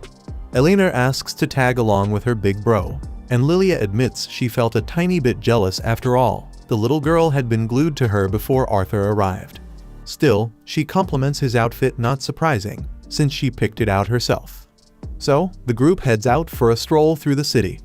Arthur and Elena get the chance to explore every corner of that prestigious and intriguing place. Outside of school, a few boys toss a white band onto Arthur's head. He turns, confused, and asks who they are. Lilia explains, they're students from Xyrus Academy of Magic, probably just showing off. Around here, anyone wearing that preppy uniform is treated like royalty. Arthur tries to figure out why these guys would mess with him for no reason. But before he can get too deep in thought, something unusual grabs his attention, a strong, radiant aura nearby. He follows the energy and ends up face to glass with a store window, staring at a glowing purple orb. Tabitha explains that it's a beast core, a magical core extracted from a mana beast that strengthens whoever owns it. Hearing that, Arthur reflects on how elves typically don't deal in these kinds of items. Tabitha adds that the price depends on how powerful the core is. If it holds the beast's will, it can fetch up to 100 gold coins. With that kind of money, she says, her family could live comfortably in their homeland for 250 years. As it happens, similar items will be up for auction soon, and she promises to let Arthur touch one of the cores. Lilia hints that she'd like to join in, too, but her mother quickly makes it clear. Just because someone has a beast core doesn't mean they'll awaken magical powers. Besides, they can't afford something that expensive for a child. Lilia argues that there are cheaper cores at the weapons shops, but Tabitha sticks to her decision and shuts the conversation down. Arthur feels her friend's disappointment and can't help but sympathize. Later, the group sits down for a meal, but Arthur remains visibly bothered. He keeps thinking about how Lilia was treated and how differently she acted afterward. From what he can tell, Tabitha doesn't want her daughter rushing the awakening process, and maybe what's really hurting Lilia is the heavy weight of her father's expectations. Deep in thought, Arthur suddenly sees Lilia leave the table and slip into a nearby alley alone. He follows her and finds her inside a weapon shop, eyes locked on two small beast cores like a starving dog eyeing meat on a spit. Lilia's thinking she might just be able to afford one with her allowance. Arthur walks up and gently warns her even if she buys one, it won't guarantee she can use magic. Still, Lilia's determined to try, and she doesn't hide it. She reaches for one of the stones, but Arthur stops her and asks, "What if it doesn't work?" She replies that she's already failed multiple times, and one more setback isn't going to break her. According to her, Arthur doesn't understand because he was born special unlike her, who isn't even allowed to touch a beast core by her own parents. With that, Lilia tries to walk away, only to bump into the spoiled brats from the Magic Academy. Of course, they're quick to make a fuss over the accident. The shop owner hears the noise and steps out from the back to see what's going on, but he instantly backs off when he sees who's involved and basically lets the kids do whatever they want. Feeling emboldened, one of them summons fire, ready to escalate things, while another makes it clear that there's no way out. Arthur instinctively pushes Lilia behind him, realizing there's no peaceful way to resolve this, so it's time to act. He channels his signature magic ready for a fierce defense. However, just then, Tabitha and Alice show up at the shop and immediately tell the kids to lower their weapons, or rather, their spells. The shop owner grumbles, pointing out that she's speaking harshly to students from the academy, the kind of kids who could easily ruin his business.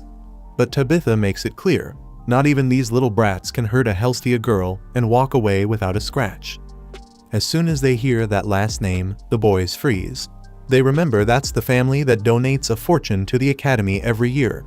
If the director found out they were messing with those people, she'd go ballistic. So, with their tails between their legs, they leave. Once everything is calm again, Arthur gets ready to head out too, but Lilia gently grabs him by the sleeve, not ready to let him go just yet. Later that afternoon, they return home. Tabitha tells Vincent about the scuffle with the academy boys. Alice admits she was more worried about those boys than her own son, and Lilia quietly apologizes to her father. Vincent responds with warmth and understanding. He reassures them that this won't stand in the way of Arthur getting into the Academy of Magic. After all, the Helstia family is one of its biggest donors. And as the saying goes, who pays the piper calls the tune. Lilia lowers her head. Then she asks, almost in a whisper, if her father is sending Arthur to the academy in her place. Vincent tries to explain that it's not like that, but she doesn't believe him. Not even for a second. In front of everyone, she blurts out that she hates him. Not long after, Arthur goes to call Lilia for dinner, but she doesn't respond when he knocks on her bedroom door. Down the hallway, he notices a butler who greets him from a distance with a quiet nod. Then the scene shifts. We see Lilia as a little girl, practically glowing with excitement the day she found out she'd one day attend the Xyrus Academy of Magic to become a mage. But the years went by, and her magic never awakened. It took a heavy toll on her. Her mother and father did their best to comfort her, telling her that sometimes it just takes longer, and that one day she'd discover her potential. But time was merciless. And now that she's heard Arthur is going to that school, her self-esteem has hit rock bottom. Still haunted by those thoughts, Lilia hears Arthur calling her. He guessed she might be in the servants' basement, and sure enough, that's where he finds her. Arthur wants to apologize, as if it were somehow his fault for having everything while Lilia had nothing. But before he can say anything, it's Lilia who apologizes. She admits she felt jealous of him. After all, he stole the spotlight she used to have. Her father now treats Arthur like some sort of prodigy, and in doing so, pushed his own daughter aside. Lilia says it's her own fault for not awakening her magic, and that her parents are tired of waiting. Arthur knows that feeling. That cold, sinking sensation of being trapped in your own darkness, and the empathy he feels for her sparks an idea something that might turn things around. He gently touches her face and reminds her how hard she's been trying, not the kind of effort someone should throw away now. Once he has her full attention, he tells her about a girl who lifted his spirits when he was separated from his parents. As he conjures an image of his mother surrounded by magic, he explains that this girl, the one who cheered him up, was the one who showed him those flowers, her favorite ones. He tells her that her parents do see her efforts, that the curiosity her father shows toward him is the same kind of excitement his own parents had when Eleanor showed promise. It's not that Arthur is more important. He just showed up out of nowhere and caught their attention, that's all. Feeling calmer, Lilia admits that her father only wants her to become a mage because he believes it'll make her happy. That's why he donates so much to the academy. But the pressure that came from her, she put that weight on herself. Arthur listens carefully, but in his heart, he knows it's not that simple. The more Vincent pushes for this dream, the more others start piling their own expectations on her. So, he asks the question that really matters: does she even want to use magic? Later on, Arthur goes to her parents and tells them that he sent Lilia to the same place where he trained, so she could finally start learning magic and chasing her dream. Her parents are thrown into panic, but Arthur tries to explain. The place is safe, she'll be fine, and more importantly, it's what she wanted. Then Vincent finds a letter Lilia left behind. In it, she says she doesn't want to be a burden to them anymore, not until she learns how to use magic. She promises to return only once she's become a great mage. As he reads her words, Vincent drops to his knees. He realizes how much pressure he placed on his daughter, how he pushed her so far that she felt she had to run away. He was the one who planted the belief in her head that happiness only comes from becoming a mage. Through tears, he says that it's okay if she doesn't want to become a mage, that he loves her no matter what. Just then, Arthur asks Lilia what she thinks about that, and the girl steps out from behind a nearby door. She was in the house the whole time. Arthur apologizes for the dramatic stunt, admitting that he knows losing a child is worse than death for a parent. After all, he made his own parents suffer in a similar way.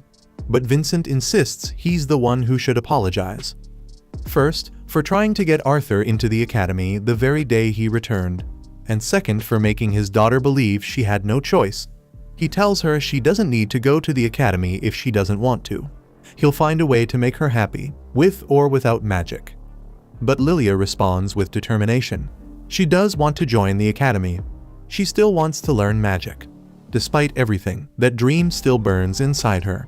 What she truly wants is to become a mage who can make others happy just like Arthur does. Moved by her words, Vincent and Tabitha wrap her in a tight embrace. And Arthur? He simply looks at her and promises, without hesitation, that he will awaken her mana. With that, he sits Lilia and Elena down on the living room rug, their backs facing each other. Tabitha acknowledges the young man's talent, but admits she's never heard of the method he seems to be attempting. Arthur then announces that the first step involves the girl's breathing, because when you breathe in a focused, meditative way, mana becomes easier to sense. The two are told to close their eyes and concentrate on their breathing until they see a light appear in the darkness. After a few seconds, Elena spots a light, but it quickly vanishes when she loses focus. Lilia, on the other hand, is disappointed she still hasn't seen anything. So, Arthur places his palms gently on each girl's back and channels a bit of magic to assist their breathing. With his help, Lilia begins to see a soft, glowing light delicate, like the flower he showed her. Next, we see Arthur and Lilia celebrating her awakening in the basement, joined by the household staff. Maria, thrilled by the moment, made sure to prepare a hearty, greasy dish to spoil the girl who's just taken a major step toward her greatest dream. Arthur explains that with intense training, it'll probably take 2 or 3 years for the energy to stabilize, which makes Lilia curious. What kind of element will she be able to use in the future? Arthur responds with a playful look, and the two burst out laughing together. Meanwhile, a hooded man is approaching Xyrus, surrounded by knights armored from head to toe. He seems quite eager for the entertainment waiting at the auction house. That same night, Arthur found himself standing before the Helstia auction house, and he was blown away by its sheer size. Alice, a bit uneasy, worried whether the kids would manage to behave in a place like this. But Tabitha brushed it off, saying there was no need to stress, just relax and enjoy the evening. Inside, Arthur couldn't help but think, this is the night every aristocrat and adventurer has been waiting for. All around the entrance hall, dozens of impeccably dressed guests filled the room with chatter about business and opportunities. It was the perfect chance to buy rare items collected by Vincent and other renowned gatherers. Elena and Lilia lit up at the sight of gleaming beast cores on display, while Arthur's eyes wandered to a creepy statue of what looked like a semi-human deity. Amidst the commotion, Reynolds Lewin warned his subordinates to stay sharp and not mess anything up. Arthur and his sister found it amusing how their dad looked so much more serious in uniform. Alice chimed in, saying he'd probably be happy to hear that. Later on, the event moved to the grand auditorium for the long-awaited auction. First to speak was none other than Vincent Helstia himself, introducing the VIP guests in attendance. Leading the group, His Majesty, King Blaine Glader of Sapin. Behind him, Queen Priscilla, Prince Curtis, and Princess Kathleen. Arthur figured Blaine must be a well-loved ruler, judging by the warm reception he received. The host then officially declared the opening of the 10th anniversary of the Helstia Auction House, an event that stirred distant memories of Arthur's past life. Outside the mansion, guards, security teams, and adventurers stood at attention, tasked with protecting a festival packed with high-profile figures. Inside, a sword crafted by a famed blacksmith was brought out, its blade designed to channel electricity through mana, making it sharper and able to paralyze an opponent. The starting bid: 50 gold coins. In no time, the wealthy guests were already battling over it. Arthur wondered if he could fuse his element into a weapon like that, assuming it was compatible. The sword sold for 53 gold coins. Next up on stage, a pair of masks that made Arthur let out a sigh. His mother asked if something had caught his eye, but he just shrugged. Everything was way too expensive. No way he could afford a single thing. Then he noticed Sylvie was gone. Elsewhere in the mansion, the little dragon wandered the halls without a care in the world, until she ran into a menacing man in a red robe, holding a heavy scepter adorned with ornate decorations. Back in the auction room, the next item was a world lion cub and a rank mana beast. Prince Curtis eagerly turned to his father, saying he wanted the creature. Vincent announced the opening bid, 200 gold coins. Without hesitation, someone offered 300. The numbers kept climbing: 400, 450, until the king silenced the room with a crushing bid of 1,000 gold coins. The crowd was left speechless. Classic, turned down for what moment? Meanwhile, Arthur kept searching for his dragon companion. He turned a corner and finally heard that familiar little chirp Sylvie always made. On stage, King Blaine stepped forward to claim his prize after offering the highest bid. Vincent jokingly asked if he had any idea what to do with such a creature. The king replied that he would gift it to his son if the boy proved himself capable of taming the beast. Down one of the corridors, the red-robed man asked to inspect Sylvie's body. But just then, Arthur came running and found her. One look, and he knew that man was a royal conjurer. He'd been standing behind the royals earlier, clearly not someone to pick a fight with. Trying to stay calm, Arthur asked if he could take his partner and leave. The conjurer, unfazed, said the mana beast wasn't for sale and stared at Sylvie like she was some prized artifact, not a living being. Sylvie, spooked by the creepy old man, darted up onto Arthur's shoulder. But the man didn't take kindly to being dismissed. He told Arthur to hand over the creature he'd been searching for, a pet like her, to unlock its full potential. To threaten him, the conjurer hurled a blast of flame at the wall beside Arthur. The boy didn't even flinch. Again, the man cast the same spell, insisting this was for the future of the nation. Arthur tried to walk away, still keeping it cool. But the conjurer didn't back down. He made it crystal clear defying royalty would have consequences. That made Arthur stop in his tracks. Smirking, the mage said he'd make the boy's parents pay for this, and that was the last straw. Arthur slowly turned around and told the man to repeat what he'd just said. At the same time, a dark, ominous energy started pulsing from Arthur's body. His eyes lit up with a fierce blue glow like beast cores burning from within. The pressure exploded outward, flooding the entire mansion. Glass displays in the auditorium shattered. Vincent dropped to his knees, gasping for air. A thick red haze filled the air. King Blaine could feel the overwhelming bloodlust radiating through the ballroom. He stood up and demanded that whoever was responsible step forward. Meanwhile, Arthur had left the royal conjurer shaking in his boots. Realizing he'd gone too far, Arthur quickly reined in the scarlet mist blanketing the estate. Outside, Reynolds called on the twin horns to protect the civilians.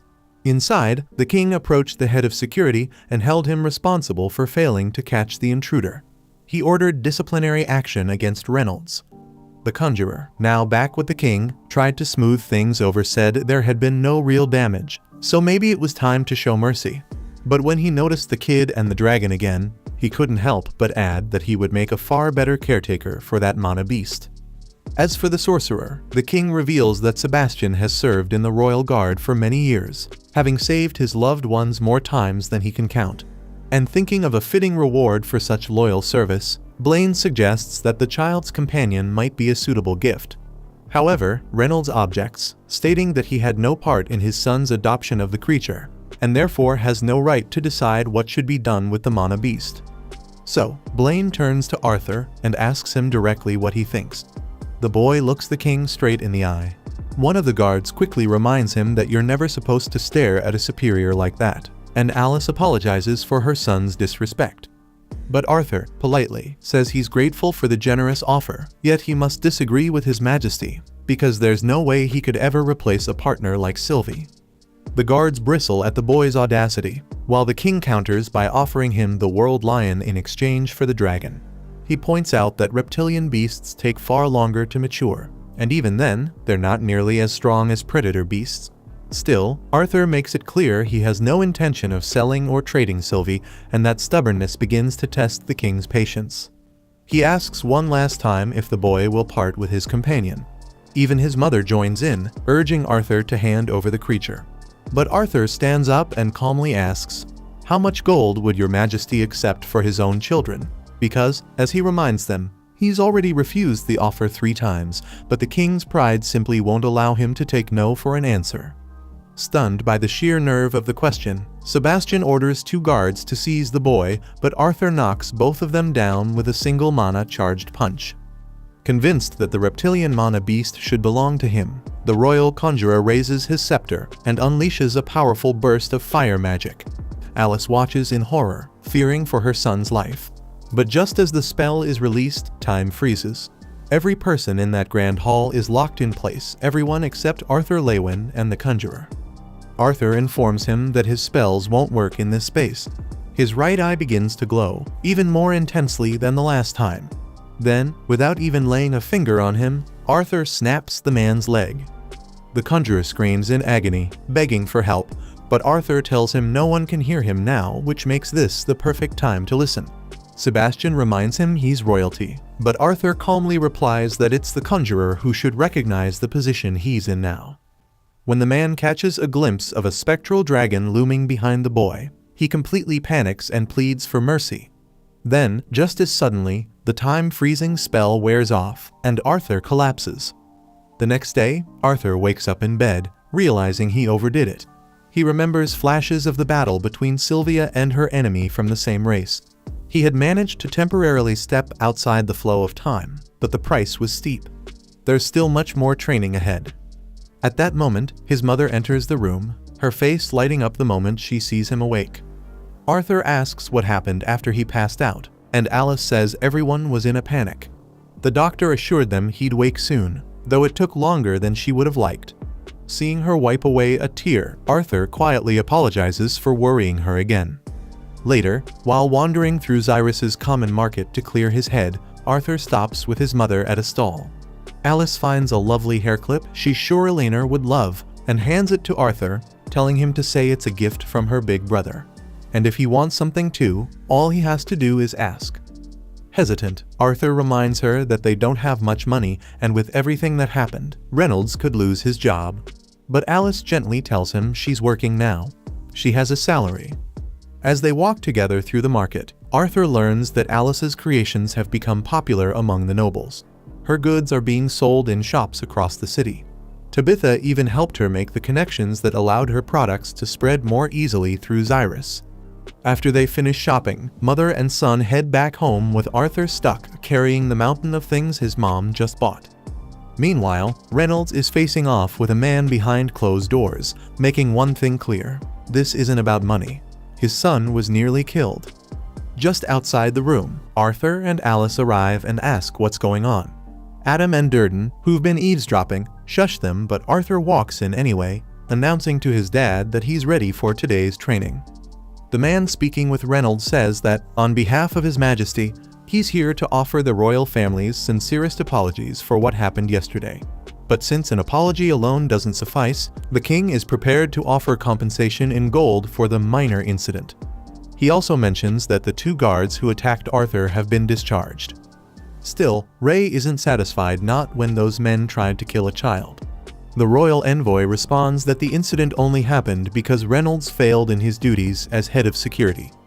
Before the tension boils over, Arthur steps in and admits he may have gone too far. And besides, he didn't even get hurt. Speaking of which, he asks what happened to Sebastian, the guy who had his leg broken. The envoy explains that the conjurer has been removed from his post and is undergoing treatment. He claimed Arthur was the one who broke his leg, but after an investigation, it was determined that the mana from the 2 guards' attacks had been reflected. That magical backlash is what caused the injury.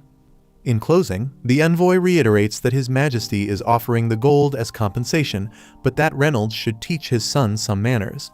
After all, not every king shows the mercy Blaine Glader did. And so, the Lewin family accepts the money, and the envoy takes his leave. As soon as he's gone, Adam and Durden burst into the room and start bawling like little kids. Arthur had made it through another wild mess this time, one that involved the King of Sapin himself. When night falls, Arthur lies in bed, quietly reflecting. He's just a child in this vast world, and that truth had been thrown in his face in a painful way. If he wants to stand against the power of nations, he'll have to rise to their level. At dawn, the boy walks toward Xyrus Academy of Magic. He pauses, watching the students scattered across the courtyard, dressed in crisp uniforms, elegantly parading their magical creatures. Then, he spots an owl gliding through the air, landing gracefully on the railing at the top of the stairs where he stands. Moments later, the bird takes off toward the forest, and something in Arthur tells him he should follow. Along the path, he comes across an old woman waiting, as if she knew he would come. Check out these videos appearing on your screen and subscribe so you don't miss the next part.